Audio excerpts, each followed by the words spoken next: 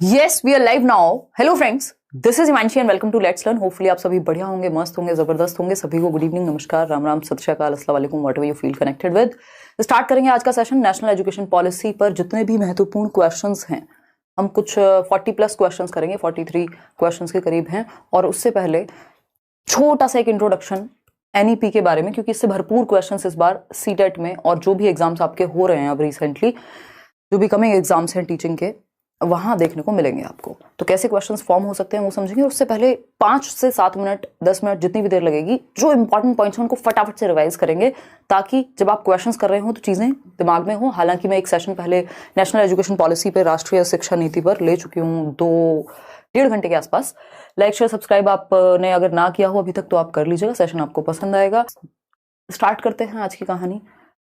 कुछ चीजें हैं जो, कुछ क्या बहुत सारे बदलाव नेशनल एजुकेशन पॉलिसी ने किए हैं और बहुत सारी चीजें ऐसी हैं. कुल मिला के एक शब्द में अगर हम कहें, बच्चे का होलिस्टिक डेवलपमेंट यानी सर्वांगीण विकास. अगर आप बच्चे के फायदे को ध्यान में रखकर के क्वेश्चंस का आंसर करते हैं, कुछ क्वेश्चंस ऐसे होते हैं जो फैक्चुअल है, जैसे ये है कि फॉर्मेट चेंज हुआ है 5+3+3+4 का, ये फैक्चुअल है. अदरवाइज बाकी सारे क्वेश्चंस, ज्यादातर क्वेश्चंस आपकी अंडरस्टैंडिंग से, अगर आप बच्चे को सेंटर में रख करके आंसर कर रहे हैं तो सॉल्व हो जाएंगे. तो आ जाइए फटाफट से. बहुत बढ़िया, स्टार्ट करें आज का सेशन. तो छोटी छोटी सी बातें हैं जो मैं अगले 5 मिनट में करूंगी, फिर उसके बाद सीधा हम क्वेश्चंस पे आएंगे, क्योंकि ये इंपॉर्टेंट हैं जो चीजें, उनको पहले हम डिस्कस कर लेंगे कि इनकेस आपने आज से पहले अगर नेशनल एजुकेशन पॉलिसी नहीं भी पढ़ी है, तब भी आप इस एक सेशन से ही पूरी अंडरस्टैंडिंग आपकी गेन हो जाए. ठीक, कितने क्वेश्चंस करेंगे हम? 43 क्वेश्चंस करेंगे. तसल्ली से बैठिएगा और समझ समझ के आंसर्स करने हैं. अब से पहले जो हम देखते थे वो होता था 10+2+3 का सिस्टम, जो नेशनल एजुकेशन पॉलिसी थी 1986 की, वो बात करती थी उस पर कि भैया 10वीं, ये आवाज कहाँ से आ रही है? अच्छा ठीक है. तो कि हम 10वीं तक की पढ़ाई, फिर 2 साल 11th-12th, फिर उसके बाद 3 साल का ग्रेजुएशन, उस सिस्टम को रिप्लेस करते हुए नेशनल एजुकेशन पॉलिसी ने कहा कि अब हम इसको 5+3+3+4 करेंगे. कुल मिलाकर के 10+2 का सिस्टम होता था स्कूल एजुकेशन की, अगर हम बात कर रहे हैं. उस 10+2+3 को रिप्लेस करने की बात हुई यहाँ पर. और अभी हम क्या कह रहे हैं कि 5 साल शुरुआत में आपके फाउंडेशनल पीरियड होना चाहिए. इसका सिंपल सा एक निमोनिक या एक शॉर्ट फॉर्म में आप याद रख सकते हैं. 534 एक नंबर है, 534, 534, ये आप याद रखिए. 3 का स्क्वायर कर दीजिएगा तो चीजें याद रहेंगी, आप कंफ्यूज नहीं होंगे पेपर में. ठीक है जी, कोई दिक्कत परेशानी इस बात को समझने में? ये क्या है? ये नया सिस्टम है, यहां से क्वेश्चन पूछे गए, इस चीज को लेके कंफ्यूजन रहती है हम लोग के बीच.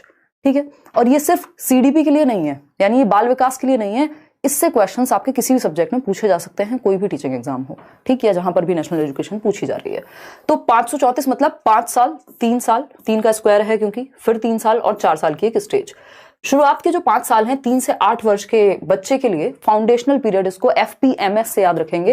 ये जो 5+3+4 है, 5+3+3+4, FPMS, यानी कि 5 साल का फाउंडेशनल पीरियड है, जिसमें 3 साल आंगनवाड़ी या बच्चे को हम प्रिपेयर कर रहे हैं खेल कूद से और उसके न्यूट्रिशन का ध्यान रख करके. फिर 3 साल हम प्रेपरेटरी स्टेज बता रहे हैं. इन 3 सालों में आप पहले प्ले वे या आंगनवाड़ी का प्रयोग करते हैं, फिर क्लास 1 और 2 आ जाएगा, जो 2 साल बचे हुए होंगे. फिर बाकी के जो 3 साल हैं यहाँ, इस 5 को भी मतलब 3+2 में डिवाइड किया हुआ है, वो अभी हम देखेंगे. प्रेपरेटरी स्टेज, जिसको हम प्रारंभिक चरण कह रहे हैं, वो बच्चे के 8 साल से लेकर के 11 साल तक की बात होगी. अब से पहले जो होता था हम कक्षा 1 से ध्यान में रखते थे, लेकिन अभी कोशिश हो रही है कि बच्चे की जो प्लेवे वाली एज है उसको भी यहाँ इंक्लूड कर लें, यानी 3 साल से ही हम उसको एजुकेशनल सिस्टम में ध्यान दें प्रॉपर. दूसरा जो 3 है वो 11 से 14 वर्ष मिडिल स्टेज है, और 4 साल जो है बाद के 14 से 18 वर्ष, वो सेकेंडरी यानी माध्यमिक चरण के तहत आएंगे. ठीक ठीक. अगर हम बात करें 5+3+3+4 की, तो फाउंडेशनल, प्रेपरेटरी, मिडिल स्कूल और सेकेंडरी, इसको ऐसे भी हम देख सकते हैं. अगर हम पुराने समय में देखें तो ये हमारे सामने यहाँ चेंज लाया गया है. जो आपकी MHRD मिनिस्ट्री थी, ministry of human resource and development, मानव संसाधन विकास मंत्रालय, उसको नाम बदल करके क्या किया, इसके तहत एजुकेशन मिनिस्ट्री यानी शिक्षा मंत्रालय कर दिया गया है. पहले भी वो शिक्षा मंत्रालय होता था, बाद में चेंज हुआ था MHRD, और अब एजुकेशन मिनिस्ट्री ही है. ठीक. पुराने समय पे 10 साल हम 6 वर्ष से ध्यान दे रहे थे बच्चे की एजुकेशन पे, 6 से 16 साल, 6 वर्ष का बच्चा पहली क्लास में जाता है. फिर उसके बाद अगर हम बात करें 2 साल, जिसको हम 10+2 का सिस्टम कहते हैं, 16 से 18, 11th-12th. अभी हमने अगेन वही कर दिया. शुरुआत के 3 साल आंगनवाड़ी, 2 साल जो है वो क्लास 1 और 2, एज 6 और 8, फिर 3 से 5 आपकी सेकेंड स्टेज, ये आप पढ़ भी सकते हैं जब आपको ये मिल जाएगा। वही बात है जो मैंने अभी आपको बताई है। ध्यान रखा गया है कि जरूरी नहीं कि साइंस, कॉमर्स और मैथ, इसमें बायोलॉजी वगैरह जितनी भी स्ट्रीम्स है, ह्यूमैनिटीज है, तो ये साइंस, कॉमर्स, ह्यूमैनिटीज ऐसा नहीं होने की जगह आपको पूल ऑफ सब्जेक्ट्स दे दिए जाएं, आप अपने हिसाब से चूज कर सके। एक फ्लेक्सिबिलिटी लाई गई है रिजिडिटी को हटा करके। ठीक है, आगे बढ़ेंगे। एक बहुत महत्वपूर्ण चीज जिस पे कई क्वेश्चंस बने हैं कि 360 डिग्री असेसमेंट, यानी 360 डिग्री चहुमुखी विकास की हम बात कर रहे हैं, होलिस्टिक डेवलपमेंट की बात कर रहे हैं। तो रिपोर्ट कार्ड जो आप बच्चे को असेस कर रहे हैं वो भी सिर्फ पेपर पेंसिल टेस्ट पे ना करें। कैसे करें? उसका सेल्फ असेसमेंट, यानी आकलन जो है बच्चा खुद का भी कर सके, उसके पीयर्स उसके बारे में क्या सोचते हैं या क्या उनका आकलन है, ग्रुप असेसमेंट हो, टीचर असेसमेंट, टीचर भी अपना इसमें फीडबैक दे कि बच्चा कैसे सीख रहा है। यानी 360 डिग्री एस्पेक्ट में, 360 डिग्री व्यू पॉइंट में हम देख पाए कि बच्चा कैसे सीखता है। उसमें teacher, group work, peer assessment, self assessment सबको इंक्लूड कर लिया गया। एक नया एग्जामिनेशन रिफॉर्म की जब हम बात कर रहे हैं तो परख को लॉन्च किया इन्होंने। परख क्या है? PARAKH, P for performance, A for assessment, R for review, फिर अगेन जो A है वो एनालिसिस के लिए है, K फॉर नॉलेज और H फॉर होलिस्टिक डेवलपमेंट। तो इसकी भी फुल फॉर्म आपको पता होनी चाहिए कि जो परख है जिसमें performance, assessment, review, analysis, knowledge और होलिस्टिक डेवलपमेंट की बात हुई है। ठीक है, 21st सेंचुरी स्किल्स, 21वीं शताब्दी के स्किल्स, कौशल हम बच्चों में डेवलप कर सकें। जैसे डिजिटल लिटरेसी है कि उनको कंप्यूटर की नॉलेज हो, जो भी दुनिया में बाकी चीजें टेक्नोलॉजिकल एडवांसमेंट आ रहा है हम उसका प्रयोग कर सकें। कोडिंग सिखाएं बच्चे को 6 से 8 के लेवल पर जाते जाते ही, इंटर्नशिप्स हों, ये सारी बातें हुई हैं। और 21वीं सदी के जो कौशल हैं वो क्रिटिकल थिंकिंग के, समालोचनात्मक चिंतन, वो हर एक पक्ष पे सोच पाए। डिजिटल लिटरेसी है, कोऑपरेशन है, लीडरशिप स्किल्स हैं, कम्युनिकेशन स्किल्स हैं, ऐसी बहुत सारी स्किल्स हम बच्चों को सिखा पाएं। तो परख को लॉन्च किया किसके लिए? एग्जामिनेशन रिफॉर्म के लिए, कि हम असेसमेंट कैसे करें, performance, assessment, review, analysis of knowledge for holistic development के आधार पर कर सकें। ठीक है, फिर एक चीज आती है जब हम बात कर रहे हैं कि होलिस्टिक प्रोग्रेस कार्ड, यानी जो आपका रिपोर्ट कार्ड है वो 360 डिग्री या फिर हम कहें होलिस्टिक होना चाहिए। 360 डिग्री का मतलब होता है होलिस्टिक एस्पेक्ट, यानी समग्र रूप में बने, सर्वांगीण रूप में हम बच्चों को जांच पाए, उसके दिमाग को, दिल को और फिजिकल एक्टिविटीज सबको इंक्लूड कर पाए। जो बात BS ब्लूम कह रहे थे, CAP कैप बोलते हैं जिसको हम, कॉग्निटिव, अफेक्टिव और साइकोमोटर डोमेन, यानी दिल, दिमाग, जो 3H की एजुकेशन है जिसकी हम बात करते हैं कि भैया बच्चे का दिमाग भी इन्वॉल्व हो, उसके इमोशंस भी इन्वॉल्व हो और वो फिजिकली एक्टिविटी भी करे, तो ये तीनों चीजें इंक्लूड हो जाएं। तो बच्चे को हम कैसे, होलिस्टिक प्रोग्रेस कार्ड किस बेसिस पे बनेगा कि students will be evaluated on cognitive, affective. Cognitive होता है दिमाग, संज्ञान के आधार पे उसके सोचने समझने, पेन पेपर टेस्ट सब इसमें आ गया। अफेक्टिव है उसके इमोशंस और साइकोमोटर है फिजिकल एक्टिविटी भी उसको करा पाए। तो ये CAP कैप की फॉर्म में हम उसको असेस कर पाए। ठीक है, बात आगे बढ़ जाए, क्वेश्चंस पे आएंगे। बस NEP ये कह रही है कि बच्चे की क्रिटिकल थिंकिंग और एसेंशियल लर्निंग स्किल्स जो है, रिडक्शन इन करिकुलम को बहुत ज्यादा इतना नहीं बढ़ाना कि बच्चे से भारी बस्ता हो उसका। जो बात आपकी लर्निंग विदाउट बर्डन की रिपोर्ट 1993 से कहती हुई आ रही थी, जितनी भी पॉलिसीज आज से पहले आई हैं उन्होंने जो भी अच्छी बातें की हैं उनको इन्होंने अडॉप्ट किया है और अपनी कुछ नई बातें कही हैं। जो अच्छी चीजें थी सिस्टम में पहले से उन सबको इंक्लूड करके रखा और कुछ नई बातें कही। ठीक, लैंग्वेज पे इंपॉर्टेंट कुछ चीजें हैं जो आपको जानना जरूरी है, फिर हम आगे की बात करेंगे। फटाफट से क्वेश्चंस पे आएंगे, इतने आप सभी के साथ शेयर कर दीजिए जो लोग पढ़ते हैं या जिनका एग्जाम है। लैंग्वेज यानी भाषा की जब हम बात कर रहे हैं तो इन्होंने कहा कि कोई भी लैंग्वेज इम्पोज नहीं होनी चाहिए, यानी बच्चे पे आप थोपे ना कि बच्चे की घर की लैंग्वेज है हिंदी या गुजराती या जो भी मलयालम, तमिल, तेलुगु, और आप उसको जबरदस्ती कह रहे हैं नहीं तुम्हें आओगे स्कूल में तो इंग्लिश में ही बात करनी है। तो इम्पोज नहीं करनी कोई भी लैंग्वेज। मदर टंग या रीजनल लैंग्वेज का या लोकल लैंग्वेज का भरपूर प्रयोग प्राथमिक कक्षा तक खुले तरीके से बच्चा अपने आप को व्यक्त कर पाए अपनी मातृभाषा में, अपनी लोकल लैंग्वेज में, अपनी क्षेत्रीय भाषा में।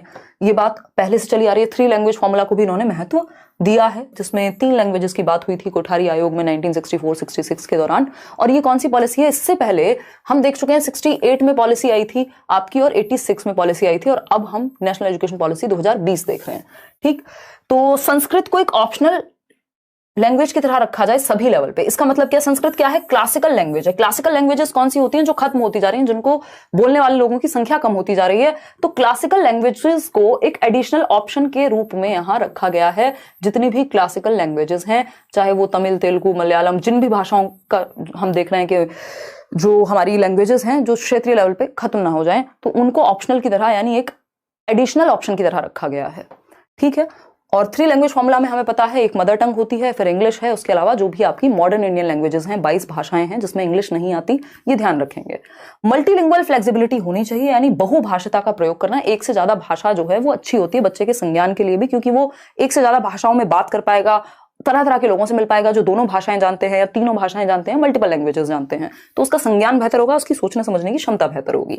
ISL यानी इंडियन साइन लैंग्वेज पे इन्होंने फोकस किया है। साइन लैंग्वेज आप समझते हैं, जो कई बार मूक बधिर बच्चों के लिए, जो बोल नहीं सकते, डेफ एंड डम, उनके लिए प्रयोग की जाती है, जिसमें आप शब्दों का प्रयोग ना करके, आपने न्यूज में भी देखा होगा कि वो हाथों से समझाने की कोशिश करते हैं, बेसिकली साइंस के थ्रू। ठीक है, तो इंडियन साइन लैंग्वेज को भी यहाँ फोकस में लाया गया है। अब आते हैं सीधा क्वेश्चन पर। इस क्वेश्चन का मैंने नंबर नहीं दिया क्योंकि ये एकदम ट्राई बॉल जैसा क्वेश्चन है कि ये तो आपको पता होना ही चाहिए। ठीक है, फटाफट से एक बार इक्विटी पे पूरा पूरा फोकस किया है कि हम बच्चे की नीड्स को समझ पाएं, जो एनसीएफ से लेकर के कोई भी पॉलिसी आज तक कहती आ रही थी। ठीक है, चलिए अब आते हैं क्वेश्चंस पे। आपके सामने कुछ क्वेश्चंस होंगे और मुझे लगता है कि इससे बाहर और क्या ही क्वेश्चंस बनेंगे। इसी के अराउंड अगर हद से हद थोड़ा बहुत लैंग्वेज को अगर ट्वीक किया जाए, 40 क्वेश्चंस इनफ हैं। 42 क्वेश्चंस, 43 क्वेश्चंस हम आज करने वाले हैं, जिससे आप आगे आने वाले किसी भी क्वेश्चन को डील कर पाएंगे। ए ऑप्शन कह रहे हैं 534। आपको एक फंडा भी बता दिया जो कि इजी है। 534 मतलब इसमें 3 का स्क्वायर है, यानी 3 2 बार रिपीट होगा। ऐसे याद रखने की सिंपल टेक्निक है जो लोग भूल जाते हैं बाय चांस। तो हमें पता है 534 का क्या मतलब है, 5 + 3 + 3 + 4। ठीक है, इसमें 2 + 3 का कोई सिस्टम नहीं है। मैंने आपको बताया था कि ये जो 5 साल है इनको डिवाइड किया गया है, शुरुआत के 3 साल जो हम कह रहे हैं कि आंगनवाड़ी वाला टाइम, और 2 साल है क्लास 1 और 2। इसका मतलब ये नहीं कि 3 + 2 ऐसे लिख देंगे कहीं भी अपनी मर्जी से, है ना। जो सिस्टम है वो 5 + 3 + 3 + 4 का ही रहेगा, उसके अंदर हम कितने भी डिवीजन लगा लें। तो इसलिए इसको लेके आपने घबराना नहीं है। ठीक है, देखिएगा, तो 2 + 3 + ये कोई सिस्टम नहीं है। ये 5 + 3 + 2 + 2 ऐसा नहीं है कि हमें यहाँ पे मैथ्स की कैलकुलेशन बराबर बिठानी है, ऐसा कुछ भी नहीं है। ठीक, सिंपल फंडामेंटल तरीका वही है। 534 5 + 3 + 3 + 4, ये 4 स्टेजेस में बांटा गया है। अगर आपसे इनका नाम पूछ लेता तो आपको पता होना चाहिए था कि 5 + 3 + 3 + 4 क्या है। F जो आपकी फाउंडेशन स्टेज है, फिर आपका प्रेपरेटरी स्टेज है, फिर आपकी मिडिल स्टेज है, और फिर आपकी सेकेंडरी स्टेज है। FTMS से हमको ये याद रखनी है। ऐसे भी पूछ सकता है कि फाउंडेशन कौन सा लेवल है, प्रेपरेटरी कौन सा लेवल है, मिडिल कौन सी स्टेज है, और सेकेंडरी कौन सी स्टेज है। तो 5 + 3 + 3 + 4, 5 साल का फाउंडेशन लेवल, 3 साल का प्रेपरेटरी, 3 साल का आपका फिर मिडिल, और जो 4 साल का है वो है सेकेंडरी। ठीक, तो A option is the right answer. और ए का मतलब यहां आप यहां चूज करेंगे तो यहां से ये सही होगा। ध्यान रखिएगा, अगर ए ऑप्शन यहां 2 लिख दिया होता तो गलत हो जाता। तो ये लास्ट वाले जो ऑप्शंस हैं, ये बाण वाले क्वेश्चंस हैं, समझ गए ना, तो उसको ध्यान से आंसर करना है। चलिए, ट्राई बॉल खत्म हुई, अब हम शुरू करते हैं क्वेश्चन नंबर 1। देखिए, जवाब दीजिए। और अगर आप बच्चे को सेंटर में रखेंगे, फ्लेक्सिबिलिटी को दिमाग में रखेंगे, कुछ वर्ड्स हैं जो आपके दिमाग में होने चाहिए, जैसे फ्लेक्सिबिलिटी यानी लचीलापन लाना है, बच्चे को सेंटर में रखना है, क्या करना है, मल्टीपल लैंग्वेजेस का प्रयोग करने देना है, चहुमुखी विकास, होलिस्टिक डेवलपमेंट की बात करनी है, तो आपका आंसर गलत आसानी से नहीं हो पाएगा। ठीक, ध्यान से पढ़ने हैं नॉट वाले क्वेश्चंस। देखिएगा, अब आपको अपने ही सामने पता लग जाएगा कि कितने लोग कितने सीरियसली पढ़ रहे हैं। सबसे आसान क्वेश्चन देखिए, फटाफट से चलेंगे, समय ज्यादा नहीं लगेगा इसमें, क्योंकि टू द पॉइंट क्वेश्चंस हैं इसमें, ऐसा नहीं है कि बहुत लंबी लंबी बातें हैं। To ensure retention of students from socio economically disadvantaged groups, जो EWS सेक्शन है, इकोनॉमिकली वीकर सेक्शन, या सोशियो इकोनॉमिकली यानी किसी भी रूप से हाशिए पे हैं समाज में, किसी जाति की वजह से, किसी समूह की वजह से समाज ने महत्व नहीं दिया, या इकोनॉमिक रूप से कमजोर लोग हैं, उनके लिए national education policy proposes the curriculum and pedagogy should be, यानी जो पाठ्यचर्या और शिक्षा शास्त्र है, यानी जो पढ़ाने के तरीके हैं और जो कंटेंट है, जो करिकुलम है, जितनी भी एक्टिविटीज है, वो कैसी होनी चाहिए। एग्जाम्स के अराउंड हम रखें उनको, सेंटर्ड अराउंड एग्जाम्स यानी परीक्षाओं पे केंद्रित हो, बिल्कुल भी नहीं। सेंटर्ड अराउंड टेक्स्ट बुक्स पे भाई बच्चे को सेंटर में रखना है, ना तो किताब, ना टीचर, ना टेक्स्ट बुक, ना कुछ और। एंगेजिंग एंड कॉन्टेक्चुअल, ये बात एकदम सही है, संलग्न और संदर्भित हो, यानी बच्चे के कॉन्टेक्स्ट से, उसके संदर्भ से, जिस समाज से, जिस दुनिया से वो आ रहा है, उस संदर्भ से हम एग्जाम्पल्स उठाएं, उसी तरह का करिकुलम बनाएं। आप एनसीईआरटीज उठा करके देखते हैं, आप ईवीएस की बुक उठा लीजिए फॉर एग्जाम्पल, ऐसी ऐसी स्टोरीज हैं जो बच्चे को उसके ही पर्यावरण के बारे में बता रही हैं, यानी ऐसे उदाहरण, ऐसे एग्जाम्पल्स, ऐसी चीजें उसमें दी हुई हैं कि बच्चा रियल लाइफ से जुड़ सके, कॉन्टेक्स्ट से जुड़ सके, वो वास्तविक जीवन से सीख सके। तो स्कूल की दुनिया और बाहर की दुनिया को इतना अलग नहीं कर देना कि बच्चा कनेक्ट ना कर पाए। तो एंगेजिंग, एक तो बच्चे का इन्वॉल्वमेंट हो, उसमें वो इंटरेस्ट ले पाए, एक्टिव रह पाए, सक्रिय हो, और कॉन्टेक्स्ट से यानी उसके जीवन से जुड़ी हुई हो। स्टैंडर्ड और यूनिफॉर्म नहीं होनी चाहिए। यूनिफॉर्म कपड़ों में अच्छी लगती है कि पता ना लगे, इक्वालिटी की बात हो, कोई अमीर घर से है, गरीब घर से, सब एक जैसे दिखें, बट पढ़ाने के तरीके यूनिफॉर्म नहीं होने चाहिए, करिकुलम यूनिफॉर्म नहीं होना चाहिए, फ्लेक्सिबल होना चाहिए। ठीक, तो C option is the right answer. आगे बढ़ेंगे, बाकी सारी बातें सेकेंडरी हैं, एग्जाम और सारी चीजें। पहले जरूरी है कि बच्चे के दिमाग में लर्निंग तो बैठे। देखिएगा क्वेश्चन नंबर 2 देखिए और जवाब दीजिए। विच of the following statements is proposed in national education policy 2020, यानी राष्ट्रीय शिक्षा नीति 2020 में निम्न में से कौन सा कथन प्रस्तावित किया गया है? किस बारे में बात हुई? अभी हमने लैंग्वेज के बारे में चर्चा की थी कि कैसे जो है नेशनल एजुकेशन पॉलिसी फोकस करती है कुछ चीजों पे। देखिएगा, सी ऑप्शन कह रहे हैं लोग।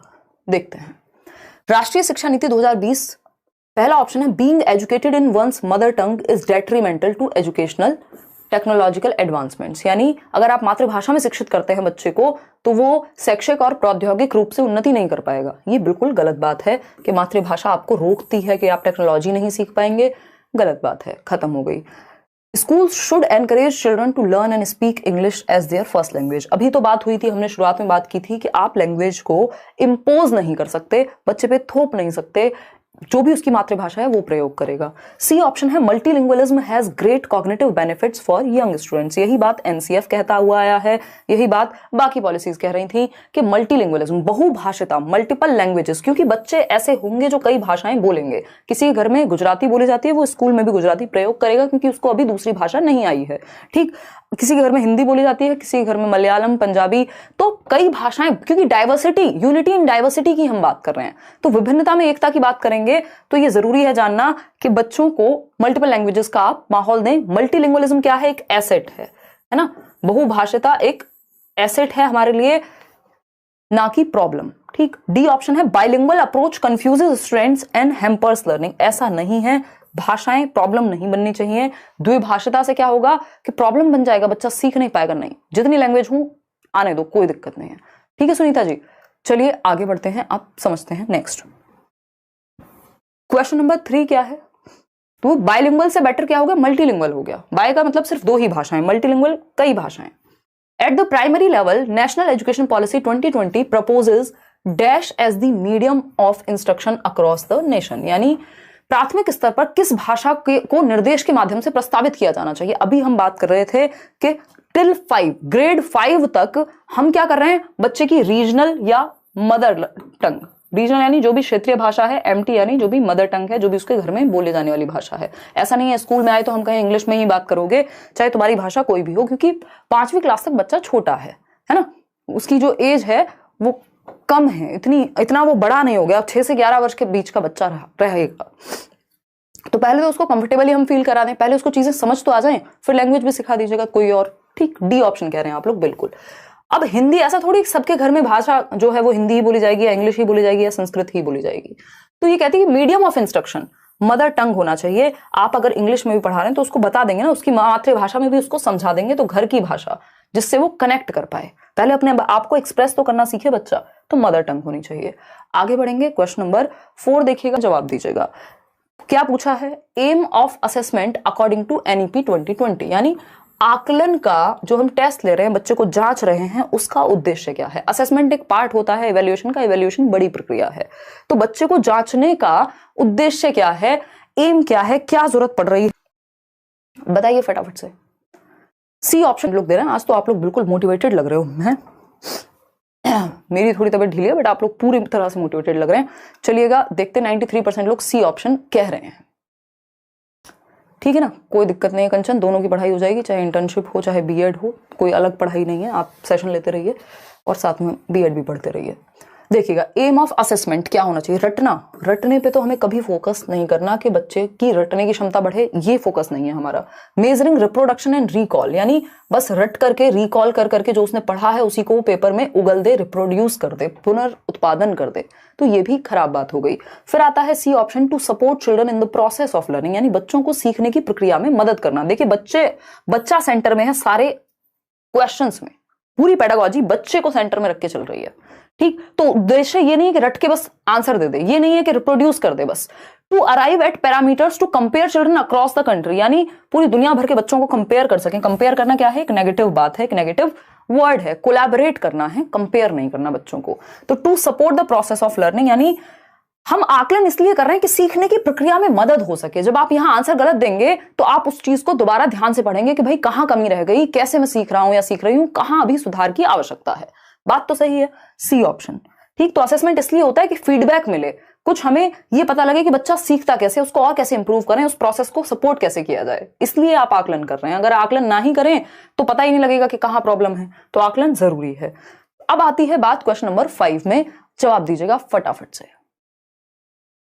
कसम से मैं अभी जुड़ा हूं, लेकिन आधा ही नहीं, पूर्ण विश्वास है कि एक भी गलत नहीं होगा। बहुत बढ़िया मनीष, चलिए आ जाइए। विश्वास पूरा होना चाहिए, अपने कॉन्फिडेंस को बढ़ा के रखिए और करिए मेहनत। फुल मोटिवेटेड फ्रॉम दरभंगा, बहुत बढ़िया नवनीत, बहुत ही खुशी की बात है। देखिएगा,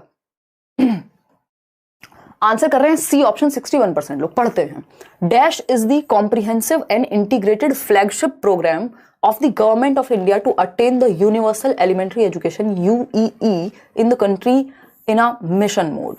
अब ये UEE की जब बात हो रही है यहाँ पे, तो ये UEE क्या है, ये आपको थोड़ा सा घुमाने के लिए क्वेश्चन डाला गया है ताकि आप घबरा ना जाएं अगर कुछ और लिखे, है ना। तो UEE होता है यूनिवर्सलाइजेशन ऑफ एजुकेशन, यानी 6 से 14 वर्ष के बच्चों को बिना किसी टेंशन के फ्री और कंपलसरी एजुकेशन तक हम पहुंचा पाए। उसकी शुरुआत इस UEE से हुई थी कि हम सार्वभौमिकरण करें शिक्षा का, बच्चे को शिक्षा मिल सके एक लेवल की एटलीस्ट, बिना किसी रुकावट के। तो किसने इस बात को दर्शाया होगा या रिकमेंड किया होगा? सर्व शिक्षा अभियान कब आया? 2001 या 4 के आसपास आया था, 2000s में आया था। ये भी तो किसी आधार पे आया होगा। सबसे पहले जो बात हुई यूनिवर्सलाइजेशन की, वो बात हुई है नेशनल एजुकेशन पॉलिसी ऑफ 1986 में, जिसको हम आज तक सही साबित करने की कोशिश कर रहे हैं। बहुत सारी ऐसी चीजें जो आपको लग रहा होगा कि अभी एनसीएफ ही कह रहा है या फिर नेशनल एजुकेशन पॉलिसी 2020 कह रही है, बट वो बातें 1992 की रिपोर्ट में भी हो रही थी, वो 64 में भी हो रही थी, जो 3 लैंग्वेज फॉर्मूला है वो कोठारी आयोग से लिया गया, फिर 86 में भी हो रही थी। तो वो बातें पहले से हो रही हैं, बट हम उनको उतने अच्छे से लागू नहीं कर पाए। तो यूनिवर्सलाइजेशन की जो बात है, यानी सार्वभौमिकरण की जो बात है कि 6 से 14 वर्ष के बच्चे हैं उनको एजुकेशन मिल सके या सभी को शिक्षा मिल सके, सभी एनरोल कर पाए स्कूल में, ये बात नेशनल पॉलिसी ऑफ एजुकेशन 1986 में कही गई थी, ठीक है। तो कंफ्यूज नहीं होना, अगर आज भी पूछ ले तो हम कहेंगे यस, हम इसको वहां से उठा रहे हैं जब 1986 में पहली बार इसकी बात हुई थी, ठीक। आगे बढ़ेंगे, मतलब हमारी पॉलिसीज की अगर हम बात करें, बाकी तो ये कॉन्सेप्ट और पहले से चल रहा है विदेशों में। क्वेश्चन नंबर 6 देखिएगा, as per national education policy 2020 education must, यानी राष्ट्रीय शिक्षा नीति 2020 के अनुसार शिक्षा को कैसा होना चाहिए। भाई बच्चे की भलाई देखनी है हमें, कुल मिला के ऑप्शन वही बेहतर है जो बच्चे को सेंटर में रख पाए, जो बच्चे के बारे में अच्छा सोच पाए। पहला ऑप्शन है be focused only on pre determined content, यानी जो पूर्व निर्धारित कंटेंट है, जो सिलेबस डिसाइड हो गया है, उसके बाहर एक वर्ड नहीं पढ़ना है। ये तो एकदम खराब बात है। फोकस ऑन प्रॉब्लम सॉल्विंग, हाँ बच्चा यहां एक्टिव होगा कि समस्या समाधान, जीवन में समस्याएं आना नेचुरल है ना। कोई भी आपको पहले से एक प्लान नहीं दे सकता कि हमेशा बस इतनी ही समस्याएं आएंगी, इसके बाहर नहीं आएंगी, कुछ भी समस्या आ सकती है। तो बच्चे का नेचर ऐसा बना दें हम कि वो समस्या समाधान खुद से कर सके इंडिपेंडेंटली, बिल्कुल सही बात है। एजुकेशन ऐसी हो जिसमें समस्या समाधान पर चीजें केंद्रित हो। फिर आता है C option, develop critical thinking, ये तो हमने शुरुआत में ही पढ़ा है, 21st सेंचुरी स्किल्स का पार्ट है क्रिटिकल थिंकिंग। बच्चा सोच पाए, फैक्ट्स और ओपिनियन, अफवाहें जो हैं जिन पे हम इतनी जल्दी विश्वास कर लेते हैं, अगर क्रिटिकल थिंकिंग हमारे अंदर डेवलप्ड होगी, समालोचनात्मक चिंतन अगर हमारे अंदर स्कूल लेवल से ही आ जाएगा, तो हम चीजों को परखेंगे, जांचेंगे, समझेंगे, जानेंगे, तब जाकर के मानेंगे। ऐसा नहीं है जस्ट किसी ने कहा हाँ 2000 के नोट में जो है चिप होती है तो हमने मान लिया। तो फैक्ट्स को, ओपिनियंस को, डेटा को हम रिव्यू कर पाए, उसको एनालाइज कर पाए, समझ पाए, सही ढंग से सोच पाए, उसकी आलोचना कर पाए। आलोचना का मतलब यहां सिर्फ बुराई से नहीं है, बट उसके सभी पक्षों को देखने से है, किसी भी बात के। फोर्थ ऑप्शन है बी इंक्वायरी ड्रिवन, यानी जब इंक्वायरी करेगा बच्चा, जब अन्वेषण करेगा, एक्सप्लोर करेगा, खोज करेगा, डिस्कवरी करेगा, तो क्या होगा, बच्चा होगा एक्टिव, डिस्कवरी ओरिएंटेड होगा जब। तो इन तीनों में बच्चा एक्टिव है, आप देख पा रहे हैं। लेकिन जब आपने सिर्फ पूर्व निर्धारित विषय वस्तु के इतना ही सिलेबस है, इसके बाहर एक चैप्टर नहीं पढ़ना, कुछ नहीं पता करना, बस इसको खत्म कर दो, ज्यादा टाइम भी नहीं लगाना, तो ये गलत बात है, ये नेगेटिव है, इसको हटा दिया हमने। नेशनल एजुकेशन क्यों कहेगी, नेशनल एजुकेशनल पॉलिसी क्यों कहेगी कि बच्चे को एक्टिव मत रखो, रटवाओ बस। तो आंसर क्या हुआ? इस तरह के क्वेश्चन में कंफ्यूज मत हो जाए करो। जब हमें पता है एक नेगेटिव मिल गया, बाकी सारे पॉजिटिव दिख रहे हैं, हटा देंगे इसको। तो जहां पे भी फर्स्ट ऑप्शन है, मान लो बाकी के 3 में फर्स्ट ऑप्शन है, हटा दिया। अगर आप कंफ्यूज भी हैं इन सेकंड, थर्ड और फोर्थ में, और आपको पक्का पता है कि ए तो बिल्कुल भी नहीं होगा, कदापि नहीं होगा, तो आप वो ऑप्शन हटा दीजिए जहां पे ए ऑप्शन में है या फर्स्ट ऑप्शन में है। तो बाकी के 3 में फर्स्ट था, हट गया, आपको नहीं भी पता तब भी आप आंसर तक पहुंच गए, सिंपल एलिमिनेट करके आपने निकाल दिया आंसर। तो A option is the right answer over here. लेकिन हम ऐसे क्वेश्चंस देख के घबरा जाते हैं, इसलिए प्रैक्टिस की जरूरत है। क्वेश्चन नंबर 7 देखिए, शिफ्ट यानी परिवर्तन proposed in national education policy 2020 is from, यानी राष्ट्रीय शिक्षा नीति 2020 में प्रस्तावित बदलाव क्या है? भाई जो भी चीजें गलत चल रही थी, स्टैंडर्डाइज्ड थी, फ्लेक्सिबल नहीं थी, रिजिड थी, उनको फ्लेक्सिबल किया गया होगा, बच्चे के भले में बदलाव लाएंगे, सिंपल सी बात है। स्टैंडर्डाइजेशन टू फ्लेक्सिबिलिटी यानी मानकीकरण से लचीलेपन की तरफ, रिजिडिटी से लचीलेपन की तरफ। सबको एक डंडे से हाँकने की बजाय हम क्या करेंगे, बच्चे की नीड्स को समझेंगे, करिकुलम ऐसा बनाएंगे जो हर बच्चे की नीड्स को, उसके इंटरेस्ट को, उसके एप्टीट्यूड को, उसके सीखने के स्टाइल को मैच कर सके, उसकी लर्निंग के पेस को, उसकी दर को। हर बच्चा सेम पेस पे नहीं सीखता, सबको सेम एग्जाम्पल से समझ में नहीं आएगा, किसी को चार्ट देख के जल्दी समझ में आएगा, किसी को एक्टिविटी करके, किसी को डिस्कशन करके। तो हम मल्टीपल वेज में अपने करिकुलम को प्लान कर सकें, बात तो सही है। फॉर्मेटिव टू समेटिव यानी रचनात्मक से मूल्यांकन की हम किसकी तरफ ले जाएं, योगात्मक की तरफ। योगात्मक समेटिव असेसमेंट क्या होता है, हमने सीसीई में पढ़ा है, कॉन्टिन्यूअस एंड कॉम्प्रिहेंसिव इवैल्यूएशन में। क्या होता है, जिसमें पेपर पेंसिल टेस्ट की बात हो, half yearly exam, board exam, yearly exam, जिसमें हम जजमेंट पे फोकस करते हैं कि इतने परसेंट आए, इस पे फोकस है। ऐसे ही एग्जाम्स हमारे पूरे एजुकेशन सिस्टम में होते आए हैं, हम सब ने दिए हैं कि बोर्ड एग्जाम्स काउंट होंगे, चाहे आप उससे पहले, हो सकता है उस दिन आप ठीक से नहीं अपने आप को अभिव्यक्त कर पाए, आपकी मन स्थिति सही नहीं थी या कुछ और हुआ, लेकिन उसी बात पे आपको जज कर लिया गया। तो ये जजमेंट के लिए होते थे। वहीं रचनात्मक जो है वो पेन पेपर टेस्ट को हटा करके एक्टिविटी बेस्ड होगा, और ये बच्चे के फीडबैक के लिए लिया जाएगा, जबकि प्रतिपुष्टि के लिए, उसको फीडबैक देने के लिए कि इंप्रूव कैसे कराएं, लर्निंग में सुधार कैसे लाएं, इसलिए फॉर्मेटिव असेसमेंट होता है। जबकि समेटिव जो है वो जजमेंट के लिए है, कितने परसेंट आप लाए। ठीक, तो फॉर्मेटिव से समेटिव ले जाना तो और गलत बात हो गई। रचनात्मक से योगात्मक की तरफ नहीं लेके जाएंगे। किस तरफ लेके जाएंगे, बल्कि हम ऐसे से, समेटिव से अगर फॉर्मेटिव लिखा होता तो आंसर यही सही हो जाता। ठीक है, तो ये अपने जो नोट्स है उसमें शायद गलत टाइप हो गया है क्वेश्चन, तो उसको आप ठीक कर लीजिएगा। ठीक, conceptual understanding to learning for exams, मतलब कॉन्सेप्ट सिखाने से एग्जाम्स के रट्टे की तरफ ले जाएं, उल्टा लिख दिया। अगर ये ऑपोजिट लिखा होता कि एग्जाम्स से कॉन्सेप्ट की तरफ ले जाएं तो सही होता। Multi disciplinary to rigidity, multiple disciplines, कई सारे विषयों को, कई सारे टॉपिक्स को एक साथ समझा करके, जोड़ के, कनेक्ट करके पढ़ाएं, उसकी बजाय इन्होंने कह दिया कि बहुविषयकता से कठोरता की तरफ। नहीं, उल्टा होना चाहिए, रिजिडिटी से फ्लेक्सिबिलिटी या मल्टी डिसिप्लिनरी अप्रोच की तरफ ले जाएं। तो ये सारे ही गलत हैं। शिफ्ट क्या है, स्टैंडर्डाइजेशन टू फ्लेक्सिबिलिटी की शिफ्ट है, यानी जो मानकीकरण है सभी के को, जो हम एक डंडे से हाँक रहे हैं, उसमें फ्लेक्सिबिलिटी लाएं। जिस बच्चे की जैसी नीड है, कोई स्पोर्ट्स में अच्छा कर सकता है, उसको उस तरफ लेकर के जाएं, कोई कोडिंग में अच्छा कर सकता है, उसको उस तरफ लेकर के जाएं। फ्लेक्सिबिलिटी हो आपके एग्जामिनेशन सिस्टम में, एजुकेशन में। A option is the right answer over here. देख लीजिए, अगर यहां समेटिव आगे लिखा होता, एस से एफ लिखा होता तो सही हो जाता। यही अगर एग्जाम्स आगे लिख दिया होता, कॉन्सेप्चुअल पीछे हो जाता, यही सही हो जाता। रिजिडिटी आगे आ जाती है और मल्टी डिसिप्लिनरी पीछे हो जाता। हल्का सा लैंग्वेज में चेंज करेगा और अब वहां चक्कर खा के गिर जाएंगे कई लोग। क्यों? क्योंकि रट्टे लगाए हैं। तो रट्टे नहीं लगाने हैं, समझना है चीजों को। क्वेश्चन नंबर 8 देखिएगा, national education policy 2020 considers multilingualism. अभी शुरुआत में ही हमने बात की थी कि जब राष्ट्रीय शिक्षा नीति 2020 बहुभाषिता यानी मल्टीपल लैंग्वेजेस को सिखाने की बात के बारे में क्या कहती है, क्योंकि भारत क्या है, एक डाइवर्स कंट्री है, बहुभाषी लोग हैं, यहाँ कई भाषाएं बोली जाती हैं। बोला जाता है क्या, कोस कोस पे पानी बदले, 3 कोस पे वाणी। तो बोली, भाषा चेंज होती रहती है, बहुत सारी भाषाएं बोलने वाले लोग हैं। तो बच्चे भी अपने घर में जो भाषाएं देखेंगे, सुनेंगे, वही बोलना आता होगा पहले उनको, स्कूल आने से पहले। ठीक है ना। तो अब इसमें क्या होना चाहिए, मल्टीलिंगुअलिज्म क्या है, एसेट है, हमने शुरुआत में बात की थी, क्या है, हमारे लिए संसाधन है, हमारे लिए रिसोर्स है। ठीक, हिंड्रेंस नहीं हो सकती, इसको हटा देंगे। मल्टीलिंगुअलिज्म बिल्कुल भी हिंड्रेंस नहीं हो सकती, रुकावट नहीं हो सकती। ये टीचर के ऊपर है या सिस्टम के ऊपर है कि वो कितने अच्छे से उसको एसेट बना पाते हैं। अदरवाइज रुकावट तो आप जिस चीज को चाहे बना लें, है ना।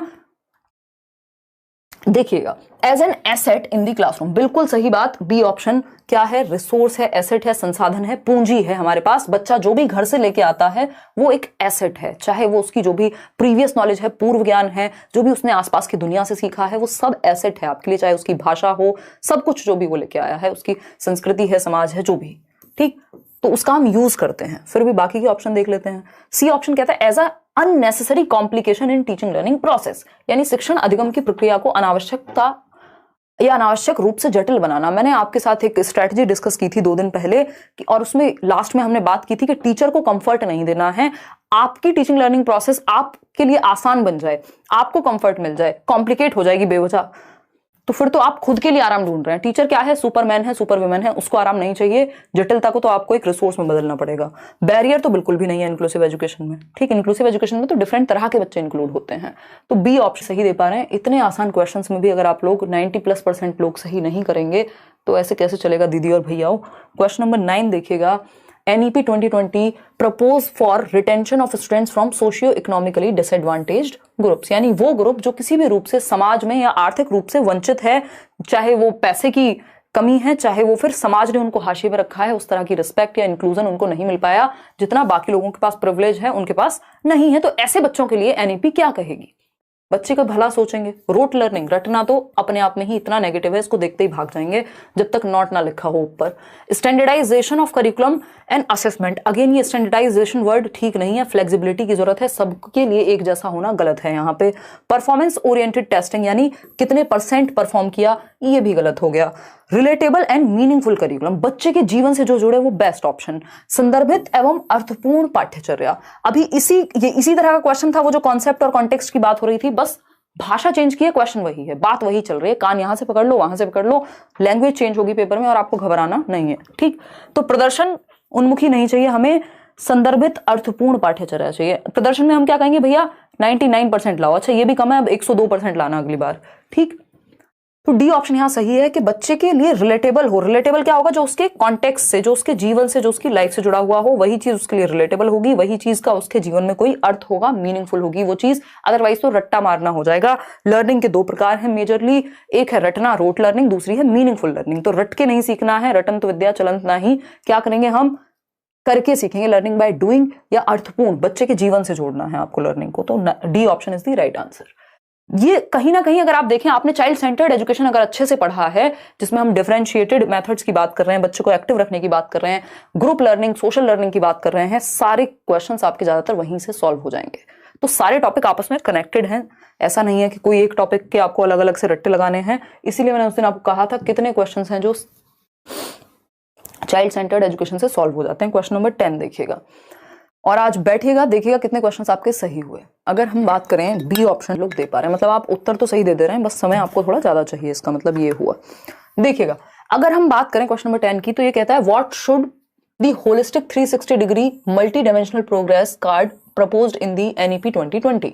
अभी शुरुआत में हमने बात की थी कि 360 डिग्री बहुआयामी उन्नति पत्र, जिसमें बच्चे का सेल्फ असेसमेंट भी है, वो खुद के बारे में उसने खुद को कैसे जांचा है ना, और उसके पीयर्स उसके बारे में क्या सोच रहे हैं, या उसने उनसे भी टेस्ट करा लिया, कुछ जानता है तो, और टीचर भी, तो सब कुछ इंक्लूड हो गया, ठीक है ना बात, सब कुछ इंक्लूड हो गया यहां पे। हाँ बाकी सब्जेक्ट भी करेंगे सोनम, डोंट वरी, ठीक। बी ऑप्शन कह रहे हैं। तो NEP होलिस्टिक 360 डिग्री से क्या मतलब है? NEP का कंपैरिजन करना बच्चों में, ये तो अपने आप में ही नेगेटिव है, हटा दिया। प्रोग्रेस कि शर्मा जी का बेटा और वर्मा जी की बेटी किसके नंबर ज्यादा हैं, ये कंपेयर करना नहीं, ठीक। फिर है progress of the learners in the cognitive, affective and psychomotor. शुरुआत में बात की थी हमने कैप, ब्लूम टेक्सोनॉमी में भी इसकी बात होती है, हालांकि ब्लूम से सीटेट में ज्यादा क्वेश्चन नहीं आते, बट घुमा फिरा के आपको बात वही चल रही है कि विद्यार्थियों की संज्ञानात्मक, भावनात्मक व मनोगत्यात्मक, यानी बच्चे का दिमाग, थिंकिंग, भावनाएं, उसके इमोशंस और एक्टिविटी, फिजिकल एक्टिविटी, ठीक।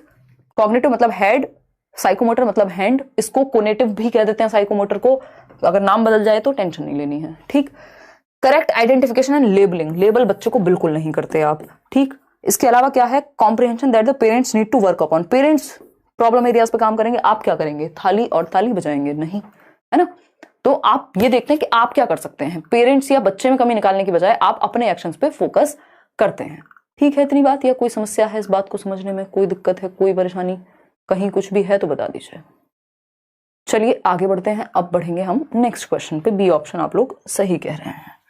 देखिएगा क्वेश्चन नंबर 11 देखिए, ये इस तरह के डैश वाले क्वेश्चंस, 4 ऑप्शन में से 2 चूज करने वाले ऑप्शन, स्टेटमेंट वाले ऑप्शन, इनमें आप घबरा जाते हैं।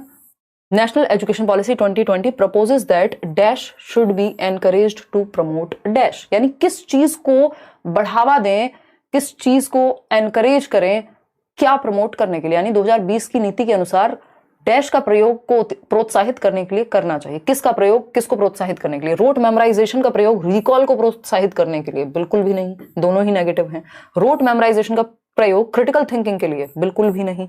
एक्सपीरियंशियल लर्निंग यानी अनुभवात्मक जो अधिगम है, जो उसके जीवन से जुड़ी हुई लर्निंग है, उसका प्रयोग क्रिटिकल थिंकिंग के लिए, जो वो आसपास एक्सपीरियंस कर रहा है बच्चा अपने जीवन में, उन चीजों पे आप चर्चा कर रहे हैं और वहां से समालोचनात्मक चिंतन आ रहा है कि बेटा तुमने ये जो बात मान ली है, क्या ये सही है, इस पे आपने सोचा कभी? तो ये बात सही है कि जो एक्सपीरियंशियल लर्निंग है, उसकी एक्सपीरियंस से क्रिटिकल थिंकिंग को आप जगा रहे हैं बच्चे के अंदर, डिस्कशन करा के, एक्टिविटी करा के। एक्सपीरियंशियल से रिकॉल नहीं लाएंगे, रिकॉल बिल्कुल भी पॉजिटिव नहीं है, ये रटने वाली बात हो गई है। तो बच्चा सबसे ज्यादा एक्टिव सी ऑप्शन में है, ना कि ऊपर के किसी भी ऑप्शन में। तो हम यहां लिख सकते हैं कि प्रपोज करती है क्या? एक्सपीरियंशियल लर्निंग को to promote what? Critical thinking. तो सी ऑप्शन सही था। आगे बढ़ेंगे क्वेश्चन नंबर 12 पर। देखिएगा क्या कहता है क्वेश्चन नंबर 12। ध्यान से जवाब दीजिएगा, नॉट वाला पहला क्वेश्चन है। नॉट वाले क्वेश्चंस में आपको फंसाया जाता है पेपर में, और आपने घबराना अगेन नहीं है। देखिएगा एक बार, आगे बढ़ेंगे।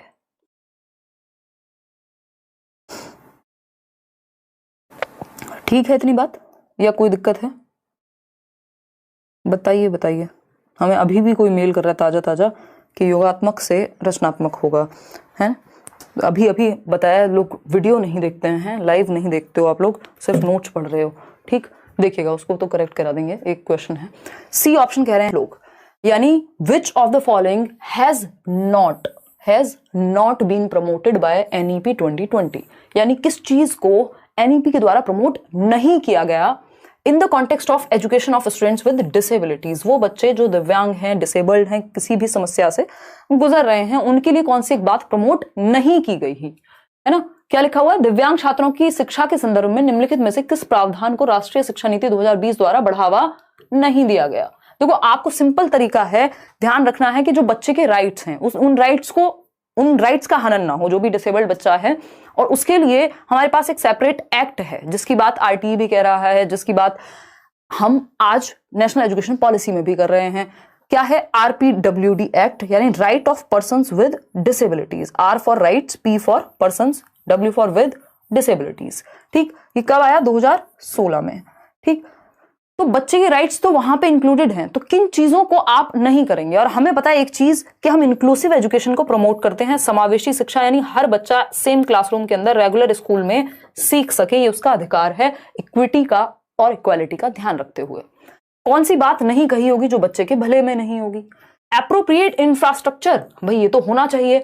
आप स्लोप्स बनाइए स्कूल में, आप रैंप्स बनाइए। अगर आपके पास रैंप या स्लोप्स नहीं भी हैं, तो उस केस में आप उन बच्चों को जिनको चलने फिरने में दिक्कत है, लोकोमोटर डिसेबिलिटी है, कोई व्हील चेयर पे आता है, कोई और बैसाखी लेकर के आता है, तो उसके लिए आप फर्स्ट या ग्राउंड फ्लोर पे रखिए उस बच्चे की क्लासरूम, है ना? तो इंफ्रास्ट्रक्चर में यानी सिस्टम में चेंजेस होने चाहिए, ना कि बच्चे में। ये बात इंक्लूसिव एजुकेशन प्रमोट करती आ रही है, और इंक्लूसिव एजुकेशन हर बच्चे का ध्यान रखती है, तो डिसेबल्ड बच्चे का भी ध्यान रखा जाएगा। 1-on-1 टीचर एंड ट्यूटर्स, अगर जरूरत पड़े तो आप बच्चे पे स्पेसिफिक भी ध्यान दे सकते हैं, बिल्कुल ठीक बात है। कंपलसरी स्पेशल एजुकेशन, यानी स्पेशल एजुकेशन को कंपलसरी कर दीजिए। देखिए, जब हम बात कर रहे हैं इंक्लूसिव एजुकेशन की, समावेशी शिक्षा की, तो हम कह रहे हैं रेगुलर स्कूल में, एक नॉर्मल स्कूल में हर एक तरह का बच्चा, चाहे वो स्पेशल बच्चा है, चाहे वो एवरेज बच्चा है, यानी वो बच्चा जिसको कोई समस्या एज सच नहीं है, और वो बच्चा जो गिफ्टेड है, वो बच्चा जिसको चलने फिरने, सोचने समझने, किसी भी चीज में दिक्कत है, हर तरह का बच्चा। इंक्लूसिव का मतलब ही क्या है? एजुकेशन फॉर ऑल, सभी के लिए शिक्षा एक ही छत के नीचे, है ना? क्योंकि अगर आप बच्चे को, स्पेशल स्कूल्स का मतलब क्या है? ब्लाइंड बच्चा है उसको ब्लाइंड स्कूल भेज दीजिए, कोई और बच्चा है जिसको बोलने में और सुनने में दिक्कत है, उसको उस तरह के स्कूल भेज दीजिए। ये गड़बड़ है मामला। स्पेशल स्कूल्स में नहीं पढ़ाना हमें कहां पढ़ाना है? रेगुलर स्कूल सिस्टम में ये इंक्लूसिव एजुकेशन भी कह रही है, ये आरपीडब्ल्यूडी एक्ट भी कहेगा कि हम एक्सेस फ्री करें, सारी जगहें हर बच्चा जा सके। तो अनिवार्य विशेष शिक्षा तो एकदम गलत बात हो जाएगी। इसका मतलब तो ये हो गया जो बच्चा डिसेबल्ड है उसको स्पेशल स्कूल भेजो, स्पेशल एजुकेशन का तो यही मतलब है। ठीक, तो स्पेशल नहीं, इंक्लूसिव एजुकेशन को प्रमोट करते हैं आज की डेट में हम। सूटेबल टेक्नोलॉजिकल इंटरवेंशंस, यानी अगर जरूरत पड़े तो टेक्नोलॉजी का प्रयोग करें। मान लीजिए हियरिंग डिसेबल्ड बच्चा है या उसको ऑडिटरी प्रॉब्लम है सुनने में, तो उसके लिए मशीन का आप प्रयोग करें, कानों की सुनने वाली मशीन। तो ये तो अच्छी बात है, टेक्नोलॉजी का हम प्रयोग कर रहे हैं। ब्रेल लिपि के लिए आप कोई सॉफ्टवेयर का प्रयोग कर सकते हैं। सारी बातें पॉजिटिव हैं, एक ही बात गलत है, और जो गलत है वही सही है क्योंकि पूछा ही गलत है। ठीक है ना। तो C option is the right answer over here, कि ये बात बिल्कुल भी नेशनल एजुकेशन पॉलिसी नहीं कहेगी डिसेबल्ड बच्चों के कॉन्टेक्स्ट में कि स्पेशल एजुकेशन को कंपलसरी कर दो, तो फिर तो इंक्लूसिव एजुकेशन का कोई मतलब ही नहीं बचेगा। क्वेश्चन नंबर 13 देखिएगा एक बार, क्वेश्चन नंबर 13 देखिएगा, फिर जाकर के हम आगे की बात करने वाले हैं। ये एक सेशन अगर आप एनईपी को लेके कर लेते हैं तो आपके बहुत तरह के क्वेश्चंस गलत नहीं होंगे। मुसर्रत कह रहे हैं कि मैम मेरी तबीयत सही नहीं है फिर भी क्लास देख रहा हूं क्योंकि बहुत मजा आता है। बहुत ही बढ़िया मुसर्रत, मेरी भी तबीयत सही नहीं है आज, लेकिन मैं फिर भी सेशन ले रही हूँ क्योंकि मुझे भी बहुत मजा आता है और आप लोगों का पेपर भी है, और जब ये चीजें आपको हेल्प करेंगी एग्जाम में तो सारी मेहनत सफल हो जाती है उस टाइम पे। ठीक है जी। देखिए आंसर की, इसको देख के डर जाते हैं आप, ये प्रभु बाण मारिए वाला क्वेश्चन है।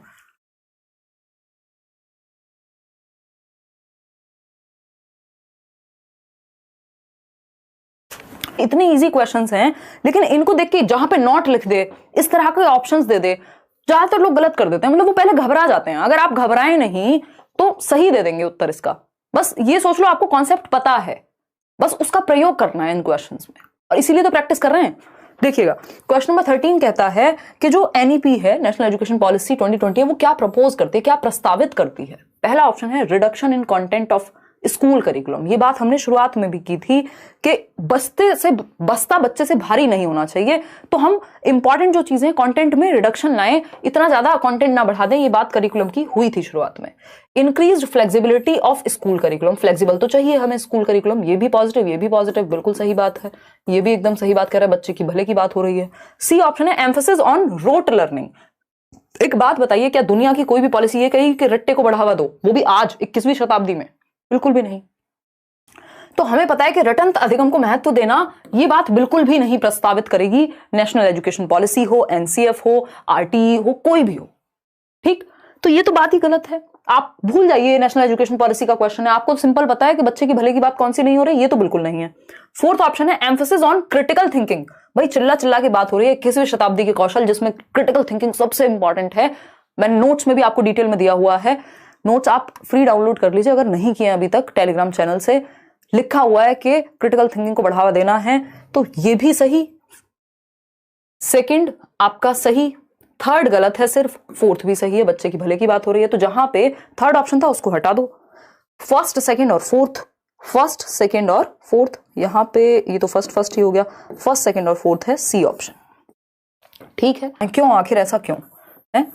फर्स्ट सेकंड और फोर्थ, ठीक है, थर्ड तो हो ही नहीं सकता ना, थर्ड तो हम वैसे ही हटा देंगे। और फर्स्ट और फोर्थ ही क्यों हो? जब आपका थर्ड ये सेकंड भी सही है तो सिर्फ फर्स्ट और फोर्थ को क्यों लगाएं? लचीलापन, फ्लेक्सिबिलिटी तो चाहिए हमें एजुकेशन में, है ना। रिजिडिटी से फ्लेक्सिबिलिटी की तरफ जाना है। रिजिड का मतलब है कोई परिवर्तन नहीं होगा बच्चे की नीड के अकॉर्डिंग, स्टैंडर्डाइज्ड है, वही फ्लेक्सिबिलिटी पॉजिटिव बात है। तो C option is the right answer. आगे बढ़ेंगे क्वेश्चन नंबर 14 पर। होलिस्टिक कार्ड वाला क्वेश्चन आपका आ चुका है जो हमने शुरुआत में बात की थी।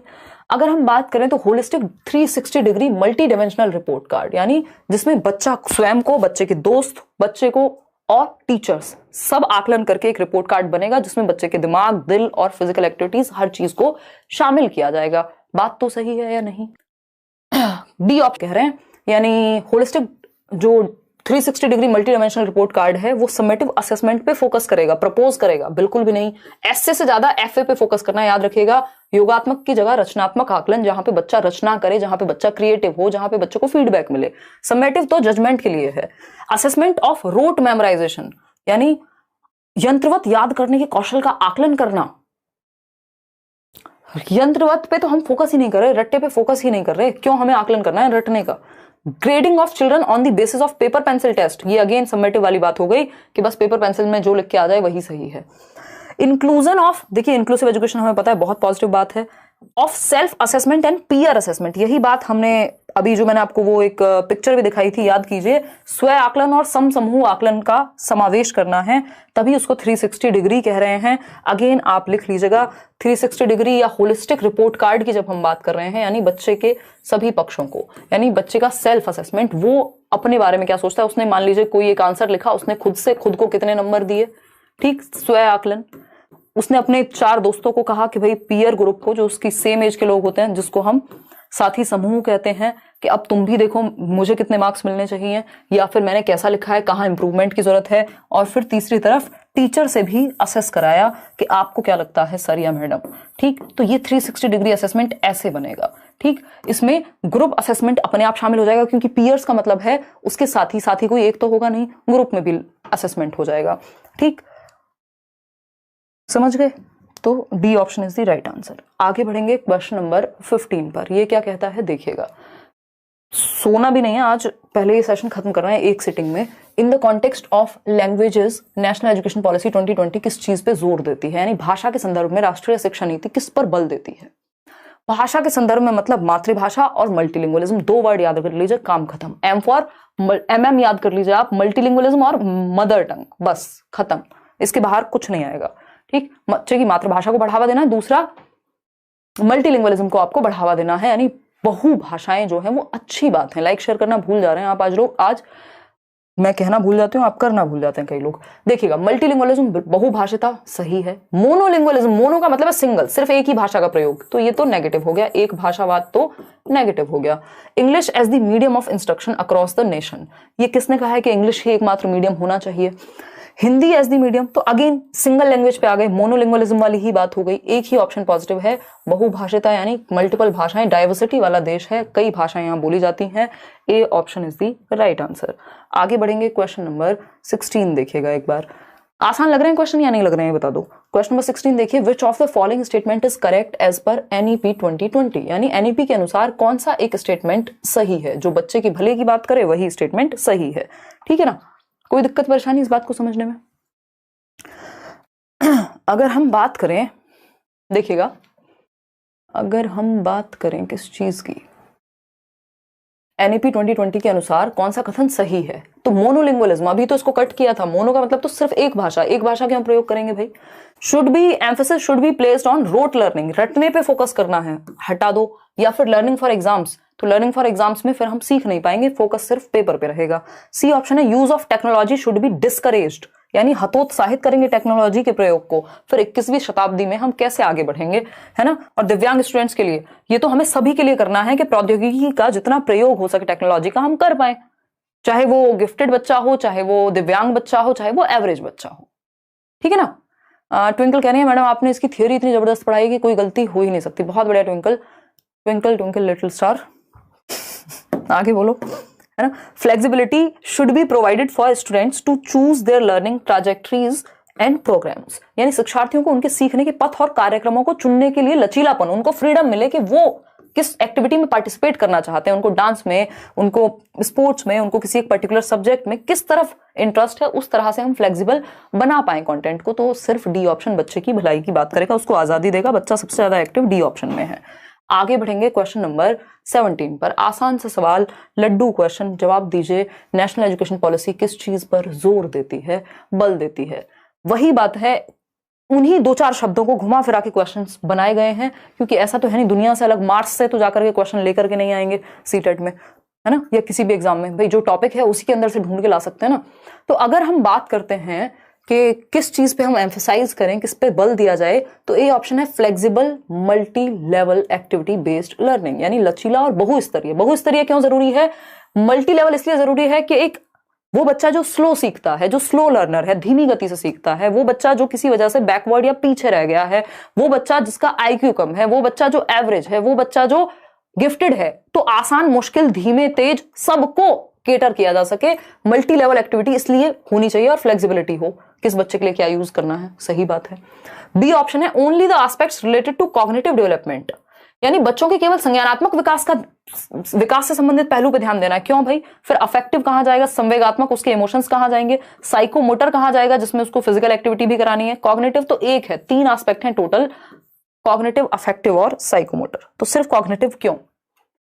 ये भी शुरुआत में जो पिक्चर दिखाई थी उसमें दिखाया था आपको standardization of national curriculum. Standardization word को रिप्लेस कर दीजिए, ये कहीं काम का नहीं है किसी भी क्वेश्चन में। फ्लेक्सिबिलिटी इंपॉर्टेंट है, स्टैंडर्डाइजेशन का हो गया, सबको एक डंडे से हाँक रहे हैं। मेजरमेंट ऑफ मेमोराइजेशन एबिलिटीज, रट कितने अच्छे से लेते हैं बच्चे, ये भी खराब बात है। तो बच्चा एक्टिव है ए ऑप्शन में कि लचीला हो और बहुस्तरीय गति आधारित अधिगम हो, डिफरेंट तरीके के बच्चे सीख पाए, क्योंकि लेवल मल्टी लेवल है, हर बच्चे की नीड के लिए आपके पास कुछ ना कुछ है आपके पिटारे में। क्वेश्चन नंबर 18 देखिएगा क्या कहता है। क्वेश्चन नंबर 18 ये कहता है द पर्पस ऑफ असेसमेंट, यानी आकलन का उद्देश्य एनईपी के अकॉर्डिंग किस तरह की इंफॉर्मेशन प्रोवाइड करना है। यानी राष्ट्रीय शिक्षा नीति 2020 के अनुसार मूल्यांकन का उद्देश्य किसकी जानकारी देना है।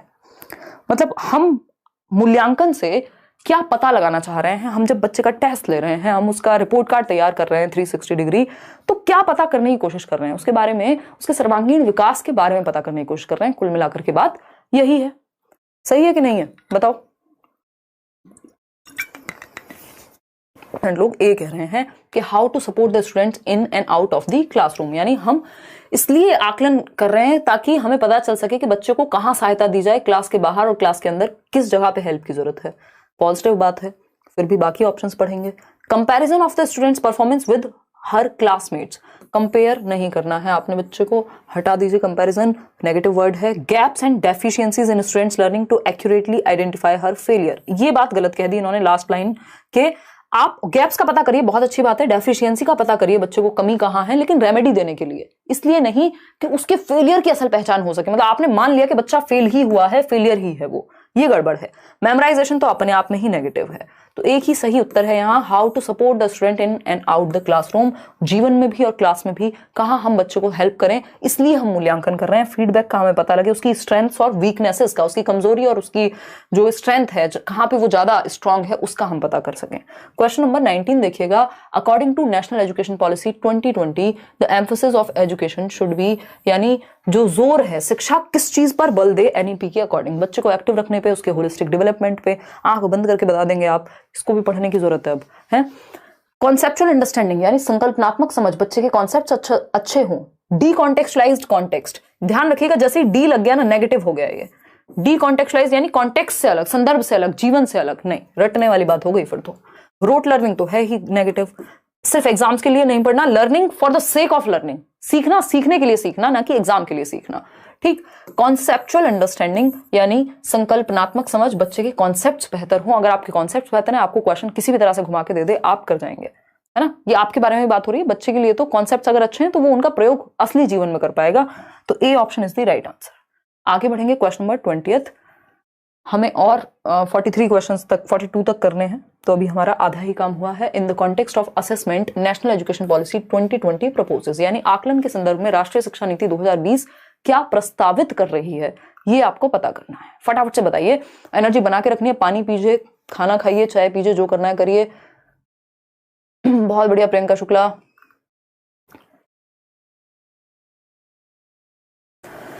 हाँ, ए ऑप्शन कह रहे हैं, चलिए मान लेते हैं आपकी बात कि आप सही कह रहे हैं। तो आकलन के संदर्भ में राष्ट्रीय शिक्षा नीति क्या प्रस्तावित करती है? पहला ऑप्शन है testing of higher order skills such as analysis and critical thinking. अभी शुरुआत में बात हुई थी ना, जब हम बात कर रहे थे उसकी परख की बात कर रहे थे कि परफॉर्मेंस, फिर हम देख रहे थे एनालिसिस कर पाए, असेसमेंट कर पाए, रिव्यू कर पाए, नॉलेज को जांच पाए, तो वो वहीं से सीधा उठा लोगे इस बात को। तो विश्लेषण और आलोचनात्मक सोच जैसे उच्च क्रम के कौशल, हॉट्स डेवलप हो पाए बच्चे में, हायर ऑर्डर थिंकिंग स्किल्स जो हम गिफ्टेड बच्चे के लिए प्रयोग करते हैं, यानी बच्चों का स्तर ऊपर हो पाए। चलिए ठीक है। रिकॉल बेस्ड, ये तो बिल्कुल ही नेगेटिव हो गया, सिर्फ रटवाना नहीं है कि आपने ये याद किया, पेपर में उगल दो जाके। समेटिव मेथड्स तो अपने आप में ही खराब हैं। लर्निंग फॉर एग्जाम्स अगेन खराब हो गया। तो A option testing of higher order thinking skills, critical thinking बेहतर हो, विश्लेषण की क्षमता बेहतर हो, बच्चा देख पाए कि उसने कुछ सही किया तो क्यों किया, गलत किया तो क्यों किया, पेपर में फेल हुए तो क्यों हुए, एनालाइज कर पाए कि अगर आप मॉक टेस्ट दे रहे हैं तो किस सब्जेक्ट में नंबर कम आ रहे हैं, कहाँ किस तरह के टॉपिक्स को और अच्छे से पढ़ने की जरूरत है। ये एनालिसिस है, ये विश्लेषण है, जब आप पार्ट्स में तोड़ करके किसी चीज को समझते हैं। ठीक, सिंथेसिस होता है जब जोड़ के कुछ नया क्रिएट करें। क्वेश्चन नंबर 21, और ये हमें पता है कि हायर ऑर्डर थिंकिंग स्किल्स की जब हम बात कर रहे हैं तो बोल तो नहीं दिया ना, अभी दे दिया, चलो कोई बात नहीं। अगर हम बात करते हैं हायर ऑर्डर थिंकिंग स्किल्स की, एक मिनट एंड कर दो एक बार, हायर ऑर्डर थिंकिंग स्किल्स की, जब हम ब्लूम के टेक्सोनॉमी में कॉग्निटिव एस्पेक्ट, कॉग्निटिव समझ रहे हैं ना हम, संज्ञानात्मक पक्ष, कॉग्निटिव एस्पेक्ट संज्ञानात्मक यानी दिमाग से जुड़े हुए पक्ष में 6 स्तर हैं। संज्ञानात्मक पक्ष में, कॉग्निटिव एस्पेक्ट में 6 स्तर हैं, जिसमें हमें ये पता होना चाहिए, यहां तक देख पा रहे हैं ना आप लोग, इतना गंदा ड्राइंग, खराब ड्राइंग और नहीं हो सकती है, बट आपको काम चलाना ही पड़ेगा। देखिएगा, अगर हम बात करते हैं किसकी, फर्स्ट लेवल की, जिसको हम नॉलेज कहते हैं, यानी जब आपको डेफिनेशन याद है किसी चीज की, वो नॉलेज में आ गया, ठीक। दूसरा स्तर यहाँ पे एप्लीकेशन का है, तीसरा स्तर आपका एनालिसिस का है, फिर सिंथेसिस का है और इवैल्यूएशन है। देखिएगा, केसीए कहते हैं हम इसको। अब आप कॉम्प्रिहेंशन की बात करेंगे इस स्तर पे कि आपको समझ में आ जाए कोई चीज, ये हुआ दूसरा। फिर तीसरा क्या है आपका एप्लीकेशन, आपको अप्लाई करना है। ये जो नीचे के तीनों हैं ये lower order thinking skills lots बोले जाते हैं। और इसके बाद जो है वो फोर्थ लेवल है एनालिसिस का, यानी आप विश्लेषण कर पाए। फिर आता है फिफ्थ आपका सिंथेसिस, ये पुरानी टेक्सोनॉमी की मैं बात कर रही हूँ, नहीं तो आज की टेक्सोनॉमी में सिंथेसिस सबसे ऊपर है, ठीक। और फिर आता है इसके बाद इवैल्यूएशन। तो ये जो 3 है ऊपर के कि बच्चे में विश्लेषण, संश्लेषण और मूल्यांकन की क्षमता जागृत हो पाए, इन्हीं को हॉट्स कहते हैं, ठीक है। हॉट्स में यही आता है। और ये गिफ्टेड बच्चे, या अगर आपको बच्चों को चैलेंजिंग टास्क देना है तो आप बच्चे की एनालिसिस, सिंथेसिस, इवैल्यूएशन, इन 3 क्षमताओं को बेहतर करते हैं, ठीक है। आगे बढ़ते हैं, देखिएगा क्वेश्चन नंबर 21 और जवाब दीजिएगा। देखिएगा, नेशनल एजुकेशन पॉलिसी 2020 प्रपोजेस अ शिफ्ट टुवर्ड्स, यानी राष्ट्रीय शिक्षा नीति, अच्छा हिंदी की साइड हो जाएगा, ठीक है कोई नहीं। राष्ट्रीय शिक्षा नीति 2020 किसकी ओर बदलाव का प्रस्ताव रखती है, किसकी ओर, मतलब शिफ्ट कैसा, रोट लर्निंग से एक्टिविटी का ही शिफ्ट होगा, लर्निंग टू लर्न, ठीक बात है। रोट लर्निंग बिल्कुल भी नहीं, ये कैसा शिफ्ट है, बदलाव ये थोड़ी ना कि रट्टा लगाना बदलाव है। कोर्स कंटेंट बढ़ा दो, इसको तो रिड्यूस करने की बात कर रहे हैं हम, है ना, और ये कह रहे हैं बढ़ा दो। स्टैंडर्डाइजेशन बिल्कुल बार बार दिमाग में रखिएगा। फ्लेक्सिबिलिटी, आज इतनी बार स्टैंडर्डाइजेशन आया है, आपको समझ आ गया होगा। फ्लेक्सिबिलिटी, ठीक, हमें फ्लेक्सिबिलिटी चाहिए। स्टैंडर्डाइजेशन हो गया सबके लिए एक जैसा, जबकि बच्चे सारे एक जैसे नहीं होंगे, फ्लेक्सिबिलिटी होनी चाहिए। तो लर्निंग टू लर्न, यह है सीखना कि कैसे सीखना है, हम बच्चे को ये सिखा पाएं कि सीखते कैसे हैं, ये शिफ्ट होनी चाहिए। कॉन्सेप्चुअल अंडरस्टैंडिंग, फ्लेक्सिबिलिटी आए, उसके जीवन से जुड़े, कॉन्टेक्स्ट से जुड़े हम, ए ऑप्शन हो गया। आगे बढ़ेंगे क्वेश्चन नंबर 22 पर, देखिएगा जवाब दीजिएगा क्या कहता है question number 2. In the context of assessment, what kind of report card for students has been proposed in NEP 2020, यानी राष्ट्रीय शिक्षा नीति 2020 में आकलन के संदर्भ में विद्यार्थियों के लिए किस तरह के रिपोर्ट कार्ड की बात हुई है। तो ये तो आप सोते सोते नींद में बता देंगे कि 360 डिग्री रिपोर्ट कार्ड की बात हुई है। इस क्वेश्चन को भी यदि कोई गलत करता है तो थोड़ा सा पानी लेना चाहिए ये वाले कप में, और डुबकी तो नहीं लगाएंगे बट देख लीजिए इसको, शायद थोड़ी बहुत लगे कि मतलब हाँ कितना गलत किया हमने, है ना। तो कोई बात नहीं, होता है ना। बहुत ही दुख की बात है, ये क्वेश्चन गलत करने वाला बचा नहीं है। 360 डिग्री असेसमेंट इज इंपॉर्टेंट, है ना। देखो एक बार,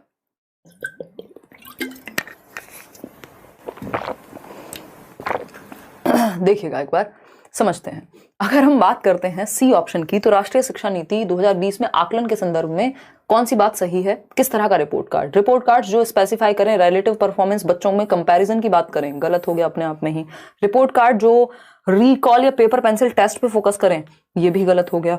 360 डिग्री जो भी हम देखते आए हैं अपने एजुकेशन सिस्टम में, उसको साइड करके जो बच्चे के लिए बेस्ट है उस पर आंसर करना है, ठीक। तो 360 degree multi dimensional report card, ये बात बिल्कुल सही है कि बच्चे के हम सभी एस्पेक्ट को समझ सकें, सर्वांगीण रूप से जांच सकें, उसके दिल दिमाग, उसकी फिजिकल एक्टिविटी, उसके group assessment, peer assessment, teacher assessment, self assessment, सबको मिला के एक 360 डिग्री चहुमुखी विकास की बात हो, बहुआयामी प्रगति पत्र तैयार हो सके, ठीक है। समेटिव यूनी डायमेंशनल नहीं, मल्टी डायमेंशनल चाहिए, और समेटिव से तो हमें वैसे ही बिल्कुल भी प्यार नहीं है। तो C option is the right answer. लोग दे पा रहे हैं सही, बहुत ही खुशी की बात है। अब क्वेश्चंस आपके लिए इजी लगने लगेंगे, क्योंकि वही बातें हैं जिनसे टॉपिक तो लिमिटेड ही है ना एनईपी में, उन्हीं को घुमा घुमा के पूछता रहेगा, तो आपको घबराना नहीं है अगेन, ठीक। देखिएगा एक बार क्वेश्चन नंबर 23 देखिएगा। As per national education policy 2020, assessment of learners should include the progress as well as uniqueness of learners, यानी राष्ट्रीय शिक्षा नीति 2020 के अनुसार विद्यार्थियों के किन आयामों की प्रगति व अद्वितीयता को शामिल करना चाहिए। यानी बच्चे की यूनिकनेस और प्रोग्रेस, किस तरह का असेसमेंट हो उसके लिए। Cognitive, social, spiritual. स्पिरिचुअल कोई डोमेन नहीं होता, कल भी हमने बात की थी। कॉग्निटिव और फिजिकल डोमेन ठीक है, बट इससे भी बेहतर ऑप्शन होगा तो हम उसके साथ जाएंगे। कॉग्निटिव, अफेक्टिव, साइकोमोटर यानी संज्ञान, दिमाग, हेड, हार्ट, अफेक्टिव, इमोशंस बच्चे के, और हैंड यानी फिजिकल एक्टिविटी, संज्ञानात्मक, भावात्मक और मनोगत्यात्मक। ठीक है। फिजिकल, फिजियोलॉजिकल, साइकोलॉजिकल कोई डोमेन नहीं है ये। ठीक है, फिजियोलॉजिकल, फिजिकल एक ही बात थी, तो सी ऑप्शन सही है। CAP कैप याद रखना है, वही ब्लूम टैक्सोनॉमी का कॉग्निटिव, अफेक्टिव, साइकोमोटर। शुरुआत में जो पिक्चर दिखाई थी उसमें भी आपको बताया था ये, तो संज्ञानात्मक, भावात्मक और मनोगत्यात्मक पक्ष। इस साइकोमोटर को कोनेटिव लिख सकता है पेपर में, नाम चेंज करके CONATIVE, बात एक ही रहेगी। ठीक है जी, आगे बढ़ेंगे। क्वेश्चन नंबर देखिएगा 24। बस लेंदी है ये क्वेश्चन, आसान है, लेकिन इसको पढ़िएगा, जवाब दीजिएगा। मैं एकदम साइड हो जाती हूँ, नहीं तो कई लोगों को दिक्कत हो जाएगी। देखिएगा, फटाफट से जवाब दीजिए। आपका साबुन स्लो चल रहा है आज, है? अच्छा राज, आपके मैराथन वाले video and playlist very helpful, last year वाले। हाँ बिल्कुल अमित, वो बिल्कुल काम की चीजें हैं, ऐसा थोड़ी सिलेबस थोड़ी चेंज हुआ, फंडामेंटल्स थोड़ी चेंज हो जाएंगे। अभी मैराथन से फिर मैं लेने वाली हूँ हालांकि आगे। हेतल एक बच्ची है जो कि गुजराती बोलती है घर पे, फ्लुएंट है पढ़ने में लिखने में गुजराती को। मीडियम ऑफ इंस्ट्रक्शन है स्कूल में हिंदी, स्कूल जाती है तो वहाँ हिंदी में बात होती है, हिंदी में पढ़ाई होती है, माध्यम हिंदी है।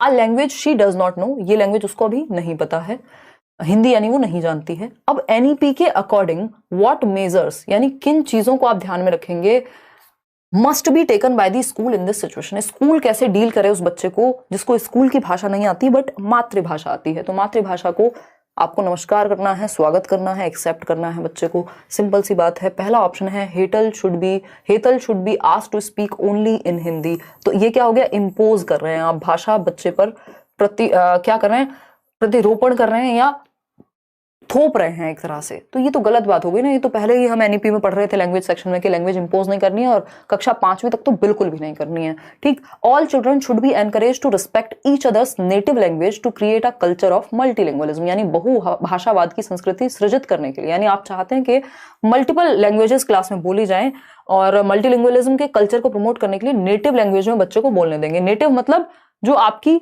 मातृभाषा है, जो आपके समाज में या संस्कृति में बोली जाती है, एक दूसरे की भाषा को प्रयोग करने देंगे। बिल्कुल सही बात है, इसमें कोई भी दिक्कत नहीं है। फिर भी सी ऑप्शन देख लेते हैं। Teacher should ask Hetal to forget whatever she learns at home. हमने एसेट मानना है किसको, जो भी बच्चा लैंग्वेज लेकर के आया है वो एक एसेट है, संसाधन है, पूंजी है, रिसोर्स है। ये बात हमें ध्यान में रखनी है, प्रॉब्लम नहीं है। Hetal should be shifted to the section where English is the medium. उससे प्रॉब्लम सॉल्व नहीं होगी क्योंकि उसको तो गुजराती ही आती है। तो B option is the right answer. Multilingualism के साथ अगर आप खड़े होंगे तो ज्यादातर केसेस में आपका क्वेश्चन गलत होगा ही नहीं। क्वेश्चन नंबर 25 देखिए। Instead of limiting classroom learning to text books, यानी सिर्फ टेक्स्ट बुक तक सीमित करने की बजाय क्लासरूम लर्निंग को, national education policy 2020 suggest that learning and education should be. NEP कहती है कि लर्निंग और एजुकेशन यानी शिक्षा और सीखना जो है वो कैसा होना चाहिए NEP के अकॉर्डिंग। यानी सिर्फ पाठ्य पुस्तकों तक सीमित मत रखो कि जो सिलेबस किताब में दिया बस उसके बाहर बच्चा कुछ ना माने, टेक्स्ट बुक को ही भगवान माने। इसके बाहर अगर हम बात करें तो किस चीज पे फोकस होना चाहिए, ये पूछा है हमसे। अगर हम बात करते हैं पहले ऑप्शन की, तो based on rote memorization. NEP ये कदापि नहीं कहेगी कि रटने पे फोकस करिए फैक्ट्स को। Based on increasing students content every 3 months, यानी कंटेंट बढ़ाते रहो। हम इसको रिड्यूस करने की बात कर रहे हैं सिलेबस को, कंटेंट को, और ये बढ़ाने की बात कर रहे हैं। फिर आता है C option, focused towards inquiry and development of critical thinking. Simple, बच्चा यहाँ एक्टिव है, अन्वेषण करेगा, डिस्कवरी करेगा, लर्निंग बाय डूइंग होगी। क्रिटिकल थिंकिंग तो एकदम हाथ जोड़ के नमस्कार करना है जिस भी ऑप्शन में दिखे। ठीक, डी ऑप्शन है focused towards learning for exams. ये बात गलत है। Learning for the sake of learning, not for exams.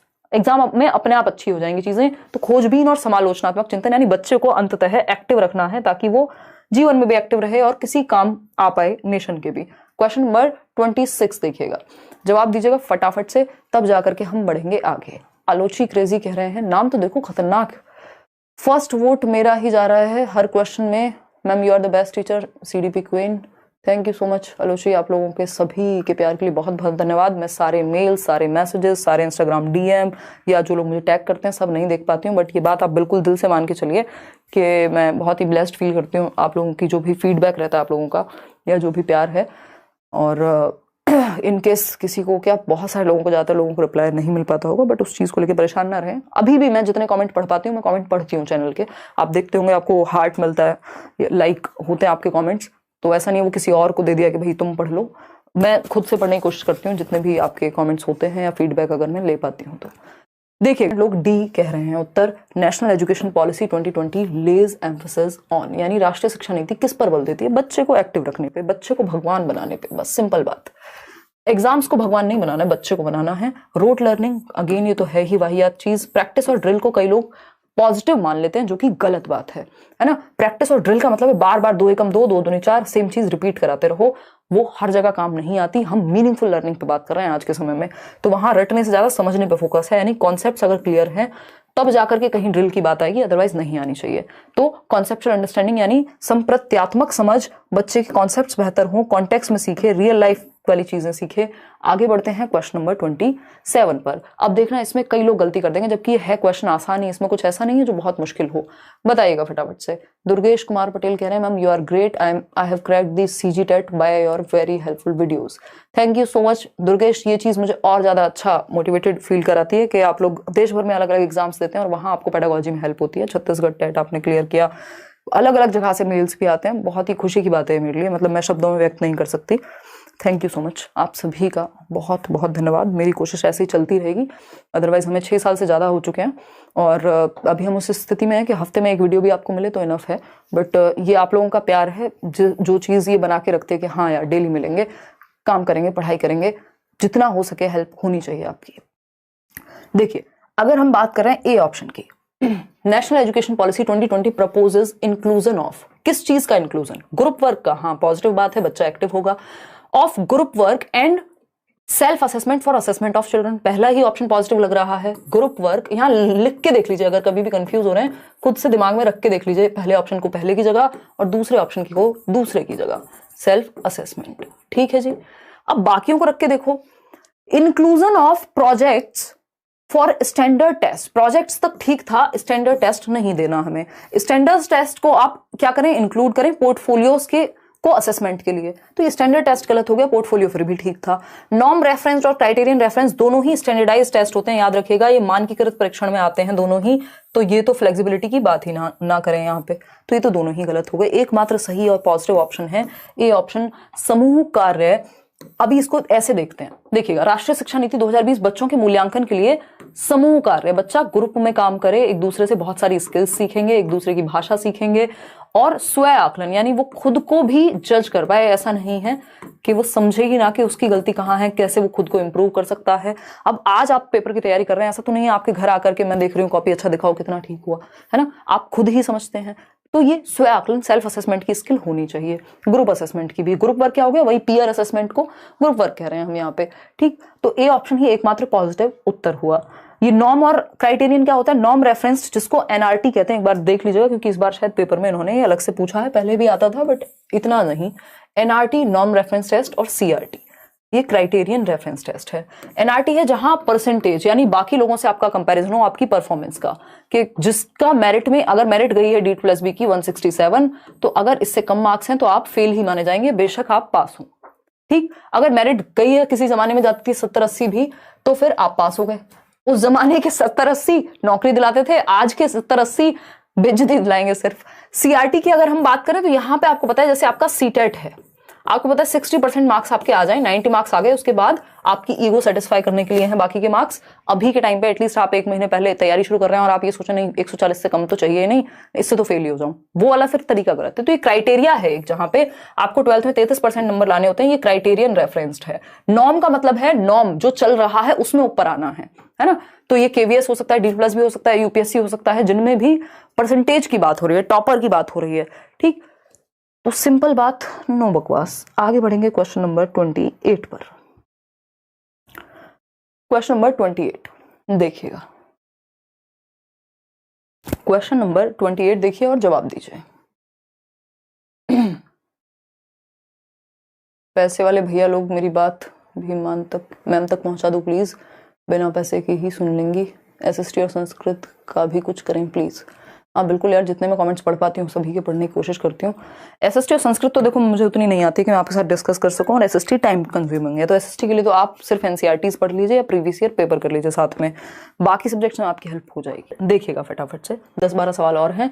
Which of the following features is not, देख रहे हो चुपके से नॉट लगा दिया इन्होंने, is not prescribed in the NEP 2020। अब जिन्होंने नॉट पे ध्यान नहीं दिया उनका एक नंबर चला गया, क्योंकि वो क्या ढूंढेंगे, क्या कहा है एनईपी ने। ठीक, तो राष्ट्रीय शिक्षा नीति 2020 में निम्नलिखित में से कौन सा प्रावधान नहीं सुझाया गया है। क्वेश्चन को पढ़ना ठीक से है, अगर आपने ठीक से नहीं पढ़ा, आपको कॉन्सेप्ट आता होगा तब भी आप पेपर में गलत कर देंगे। ठीक, सिर्फ 48% लोग सही उत्तर दे पा रहे हैं, सिर्फ एक नॉट लगाने की वजह से आप लोग घूम गए। हाँ, आपसे बेहतर की उम्मीद किए थे और आप ये कर रहे हैं। देखिएगा, अगर हम बात करें तो ए ऑप्शन है, it is important to identify and foster the unique capabilities of each child, यानी प्रत्येक विद्यार्थी की विशिष्ट क्षमताओं को पहचानना और बढ़ावा देना कि उसमें क्या यूनिक है। तो ये नॉट थोड़ी है, ये तो फीचर है। उन्होंने पूछा कौन सा फीचर नहीं है, तो ये तो फीचर है, ये सही कैसे होगा। Emphasis should be placed on conceptual understanding rather than rote learning and learning for exams, ये भी सही है, और जो सही है वो तो गलत है। यहाँ हमें नॉट पूछा है कि एग्जाम के लिए सीखने की बजाय कॉन्सेप्ट सीखें। फिर सी ऑप्शन है, there should be due focus on creativity and critical thinking to encourage logical decision making, ये भी सही है, बट हमारे काम का नहीं, हमें नॉट चाहिए। तो डी ऑप्शन एकमात्र गलत उत्तर मिलेगा। अब हमें teachers should focus on use of rewards and punishment to promote compliance in children, यानी कि बच्चों में अनुपालन को बढ़ावा देना, कि बच्चे बात माने टीचर की, है ना। इसके लिए क्या करना चाहिए, रिवॉर्ड और पनिशमेंट, दंड, ये दोनों ही चीजें खतरनाक है। कंस्ट्रक्टिविज्म को यानी रचनावाद को एनसीएफ फॉलो करता है, और आज की डेट में हम कंस्ट्रक्टिविज्म के अकॉर्डिंग पढ़ाने की कोशिश करते हैं कि बच्चा रचना करे, नॉलेज का एक्टिव बिल्डर हो, सक्रिय निर्माता हो। उसमें रिवॉर्ड और पनिशमेंट को हटाने की जितनी ज्यादा हो सके उतना भरसक प्रयास है। तो रिवॉर्ड पनिशमेंट कोई अच्छा तरीका नहीं है, जिसकी बात एनईपी में कहीं भी नहीं गई। तो D option is the right answer. क्योंकि डी गलत है इसीलिए डी सही है, क्योंकि पूछा ही गलत है। ठीक है, नॉट वाले क्वेश्चंस को थोड़ा ऐसे कान खड़े करके 3 इडियट वाले ज्यादा ध्यान से पढ़ना होता है। इसमें बाकी की तीनों बातें एकदम प्यारी प्यारी हैं, आपको पता लगेगा क्या कहती है एनईपी, बट डी जो है वो रॉन्ग है। क्वेश्चन नंबर 29 देखिए, आसान सा क्वेश्चन, छोटा सा क्वेश्चन है, एकदम लड्डू क्वेश्चन है। नेशनल एजुकेशन पॉलिसी किस चीज पे एम्फेसाइज करती है, अगेन अगेन अगेन, बस ऑप्शंस चेंज किए हैं। इसी तरह का क्वेश्चन अभी हमने 5 मिनट पहले ही मुश्किल से किया होगा। ठीक है, फटाफट से जवाब दीजिए। क्या कहता है क्वेश्चन, राष्ट्रीय शिक्षा नीति 2020 किस पर जोर देती है। ये बाकी सब्जेक्ट के नोट्स जो लोग कह रहे हैं आज रात भर नोट्स पे ही काम होना है, तो होपफुली परसों या उसके एक आध दिन में आपको मिल जाएंगे, क्योंकि ऐसा नहीं है कि सिर्फ नोट्स पे काम होके काम चल जाता है, मल्टीपल टाइम्स टाइम लगता है नोट्स, मतलब बहुत ही हेडेक वाला काम है, बट देने हैं तो देने हैं। देखिएगा, अगर हम बात करें फ्लेक्सिबिलिटी ऑफ द करिकुलम, यानी पाठ्यचर्या का लचीलापन, flexibility of the curriculum emphasize करेगा, बिल्कुल करेगा भाई, बिल्कुल करेगा। स्टैंडर्डाइजेशन ऑफ द करिकुलम, नहीं, ये तो नेगेटिव है। डी कॉन्टेक्चुअलाइजेशन, डी नहीं, कॉन्टेक्चुअलाइजेशन, गैर संदर्भीकरण नहीं, संदर्भीकरण। रोट मेमोराइजेशन अपने आप में ही नेगेटिव है, तो इससे आसान क्वेश्चन कहां मिलेगा दुनिया में। पाठ्यचर्या का लचीलापन, फ्लेक्सिबिलिटी, मल्टी लेवल करिकुलम नहीं, करिकुलम होना चाहिए, यानी डिफरेंट लेवल, आसान जो बच्चा स्लो सीखता है उसके लिए भी, जो गिफ्टेड है उसके लिए भी, मल्टीपल लेवल्स होने चाहिए, डिफरेंशिएटेड इंस्ट्रक्शन या करिकुलम होना चाहिए। क्वेश्चन नंबर 30 देखिए, एनईपी 2020 के अकॉर्डिंग द प्रोग्रेस कार्ड, याद कर लीजिए, जैसे ही प्रोग्रेस कार्ड दिखे 360 डिग्री दिमाग में ले आइएगा, है ना, और 360 डिग्री लाते ही सेल्फ, एस, टीचर और पी, एस टी पी याद रख लीजिएगा, self assessment, teacher assessment, peer assessment, और कैप तो है ही कॉग्निटिव, अफेक्टिव और साइकोमोटर।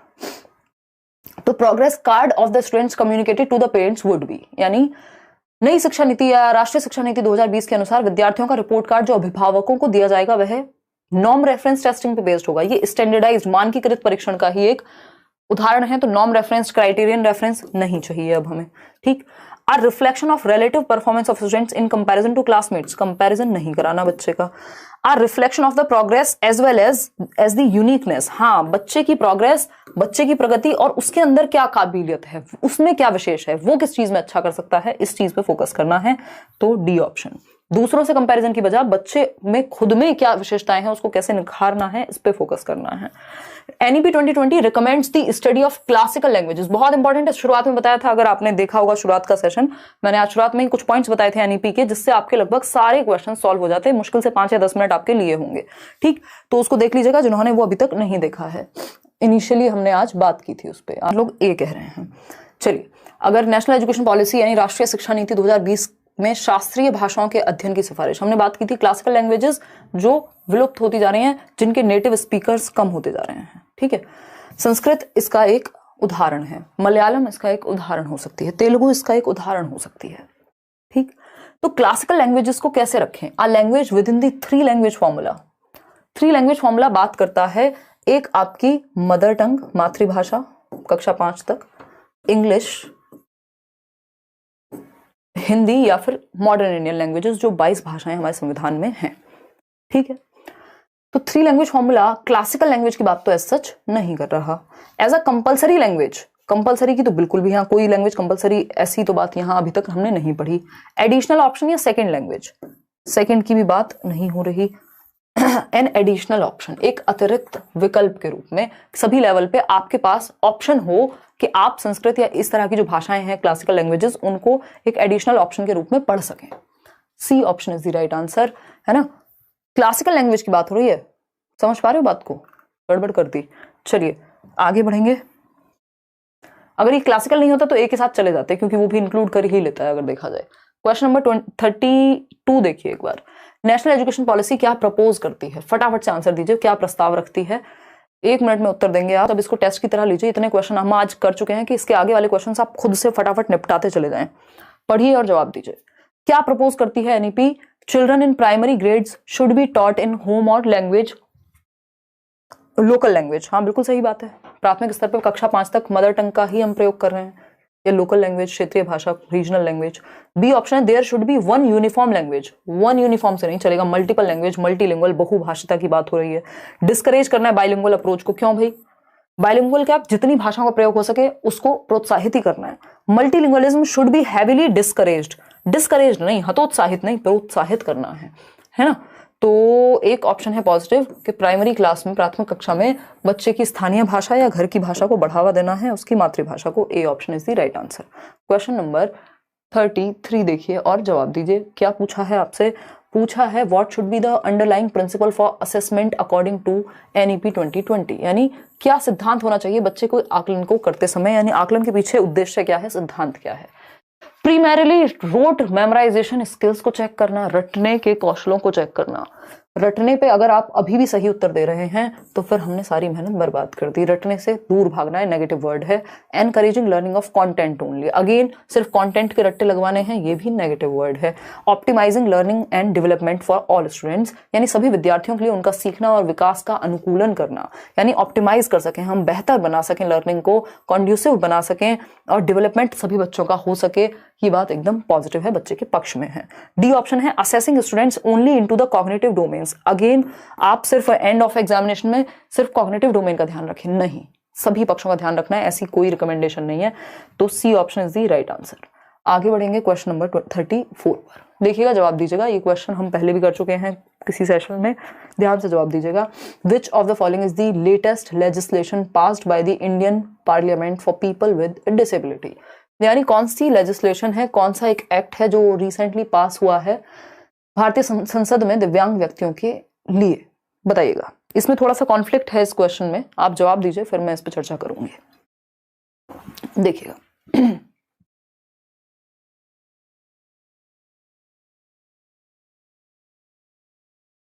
भारतीय संसद ने दिव्यांग व्यक्तियों के लिए कौन सा कानून पारित किया है? इसमें बी कह रहे हैं और बाकी के जो लोग हैं वो क्या कह रहे हैं?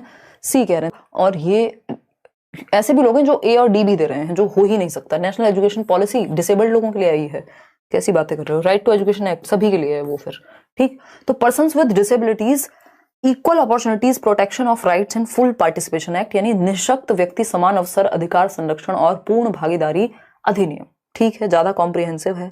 Rights of persons with disabilities act, मेरे नजर में, हालांकि आपके जो पेपर में आंसर की में इसको सही माना इन्होंने पर्सन्स विद डिसेबिलिटीज को, कि इक्वल अपॉर्चुनिटीज और protection of rights of disabled लोगों के होने चाहिए और फुल पार्टिसिपेशन होना चाहिए। हॉस्पिटल से लेके, मेट्रो से लेके, ट्रेन से लेके, किसी भी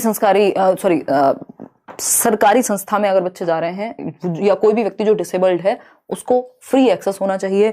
अगर 40% या उससे अधिक दिव्यांगता है तो क्या होना चाहिए? रिजर्वेशन मिलेगा, 3 से 4% बढ़ा दिया है, मतलब 3% था 4% बढ़ा कर दिया है अभी जो रिजर्वेशन है गवर्नमेंट जॉब्स में एंड ऑल।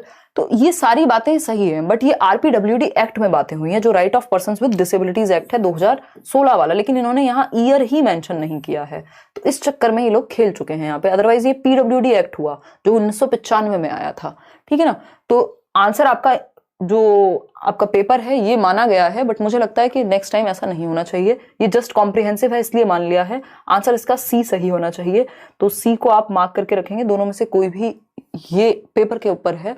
फिर भी एक बार और फाइनल आंसर की चेक करेंगे। लास्ट टाइम जब मैंने चेक किया था तो आंसर इन्होंने बी ही माना था, तो इसमें बी सी जिन्होंने भी दिया है वो सही मान लें, लेकिन कोशिश कीजिएगा अगर पेपर में क्वेश्चन आ जाए तो आप सी ही लगा के आए, क्योंकि हो सकता है इस बार गलत मान लिया हो आंसर की में, लेकिन जो फैक्ट है वो फैक्ट है, तो सी के साथ ही जाइएगा। आगे बढ़ेंगे, क्वेश्चन नंबर 35 देखिएगा।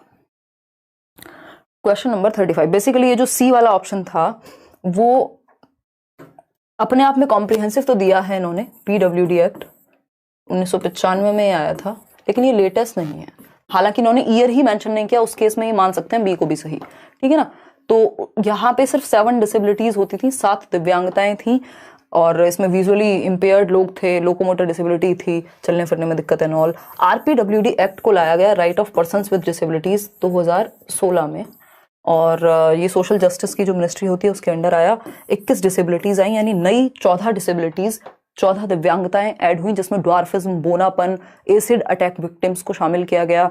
और अगर हम बात करें, मूवी आई थी ना अभी, छलांग थी, क्या नाम था, जिसमें वो छपाक आई थिंक, हाँ, तो एसिड अटैक विक्टिम्स को, ड्वार्फिज्म को, हीमोफीलिया, जो ब्लड रिलेटेड बहुत सारी प्रॉब्लम्स थी जिनको पहले केटर नहीं किया गया था, लोकोमोटर डिसेबिलिटी, और इसमें और भी नोटिफाई हो सकती हैं, मतलब ऐड हो सकती हैं आपकी डिसेबिलिटीज। इस तरह की चीजें हैं। वो 3 से 4% बढ़ा दिया रिजर्वेशन को। इसके लिए आपके पास 40%, 40 या से अधिक होनी चाहिए डिसेबिलिटी, तब आपको ये सर्टिफिकेट अपने आसपास से बनवाना पड़ेगा, और डिसेबल्ड के जो भी बेनिफिट्स हैं वो आप ले पाएंगे। बेनिफिट्स कह लीजिए या जो जरूरी चीजें हैं वो मिल पाएंगे आपको। चलिए यहाँ पे आगे बढ़ते हैं नेक्स्ट क्वेश्चन की तरफ। क्वेश्चन नंबर है 35, जवाब दीजिएगा, आगे बढ़ेंगे। विच of the following statement regarding proposals made by NEP is not correct. Not लिखा है, ध्यान से देखिएगा। NEP 2020 proposes that a variety of methods and strategies, group work और ये सब होने चाहिए, ये पॉजिटिव बात है, हमें नेगेटिव चाहिए। Proposes shift from formative to summative, यही नेगेटिव है, ये बार बार आपको दे रहा है, जबकि ऐसे से एफ होना चाहिए। रचनात्मक की तरफ जाना है, योगात्मक से, ये उल्टा ऑप्शन है, तो ये नेगेटिव है और हमें तो नेगेटिव ही चाहिए। इसकी बात नहीं की गई है NEP में, और सही नहीं यही है। फिर भी देख लेते हैं C option, proposes that apart from assessment और टीचर्स के द्वारा सेल्फ असेसमेंट भी होना चाहिए, ये भी पॉजिटिव है। NEP कहती है कि रिपोर्ट कार्ड जो है स्टूडेंट्स का उसमें कॉग्निटिव अफेक्टिव सारे डोमेन हो, ये भी सही है। तो बी ऑप्शन ही गलत है, और जो गलत है वही सही है, क्योंकि पूछा ही गलत है।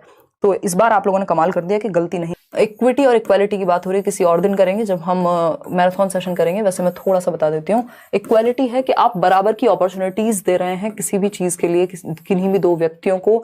और इक्विटी है कि हम व्यक्ति की नीड को समझते हुए उसको ज्यादा महत्व दे रहे हैं। तो ये इक्विटी यानी समता बेस्ड है, इक्वालिटी है समानता। समता बेस्ड है, जितने भी रिजर्वेशन की हम बात करते हैं, EWS सेक्शन को जो हम रिजर्वेशन दे रहे हैं अभी, वो क्यों दे रहे हैं? इक्विटी की बात है कि सामने वाले की ये नीड है। कुछ लोग जो वंचित रह गए हैं किसी भी वजह से, तो उनको हमें उस नीड के अकॉर्डिंग आगे ज्यादा बढ़ावा देना है।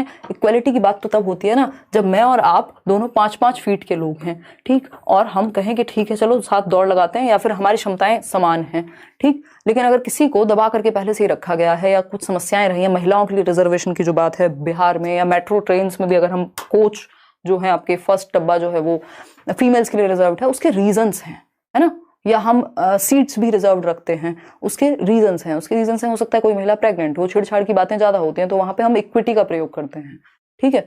आएंगे इस पे डिटेल में चर्चा करेंगे इंक्लूसिव एजुकेशन पढ़ते समय। इक्विटी बेस्ड होती है आपकी, इक्विटी और इक्वालिटी दोनों का ध्यान रखा जाता है इंक्लूसिव में, बट इक्वालिटी से बेटर है इक्विटी, कि हम सामने वाले की नीड को समझ करके उसके अकॉर्डिंग एक्शन ले पाए, ठीक। 42 में से आपके 37 आउट ऑफ 42। क्वेश्चन नंबर 28, 26, 13, 21 बस ये रॉन्ग हुए हैं। Super class, thank you so much Vicky Jayant. कल मिलते हैं भाई, और कल मिलेंगे। Good night.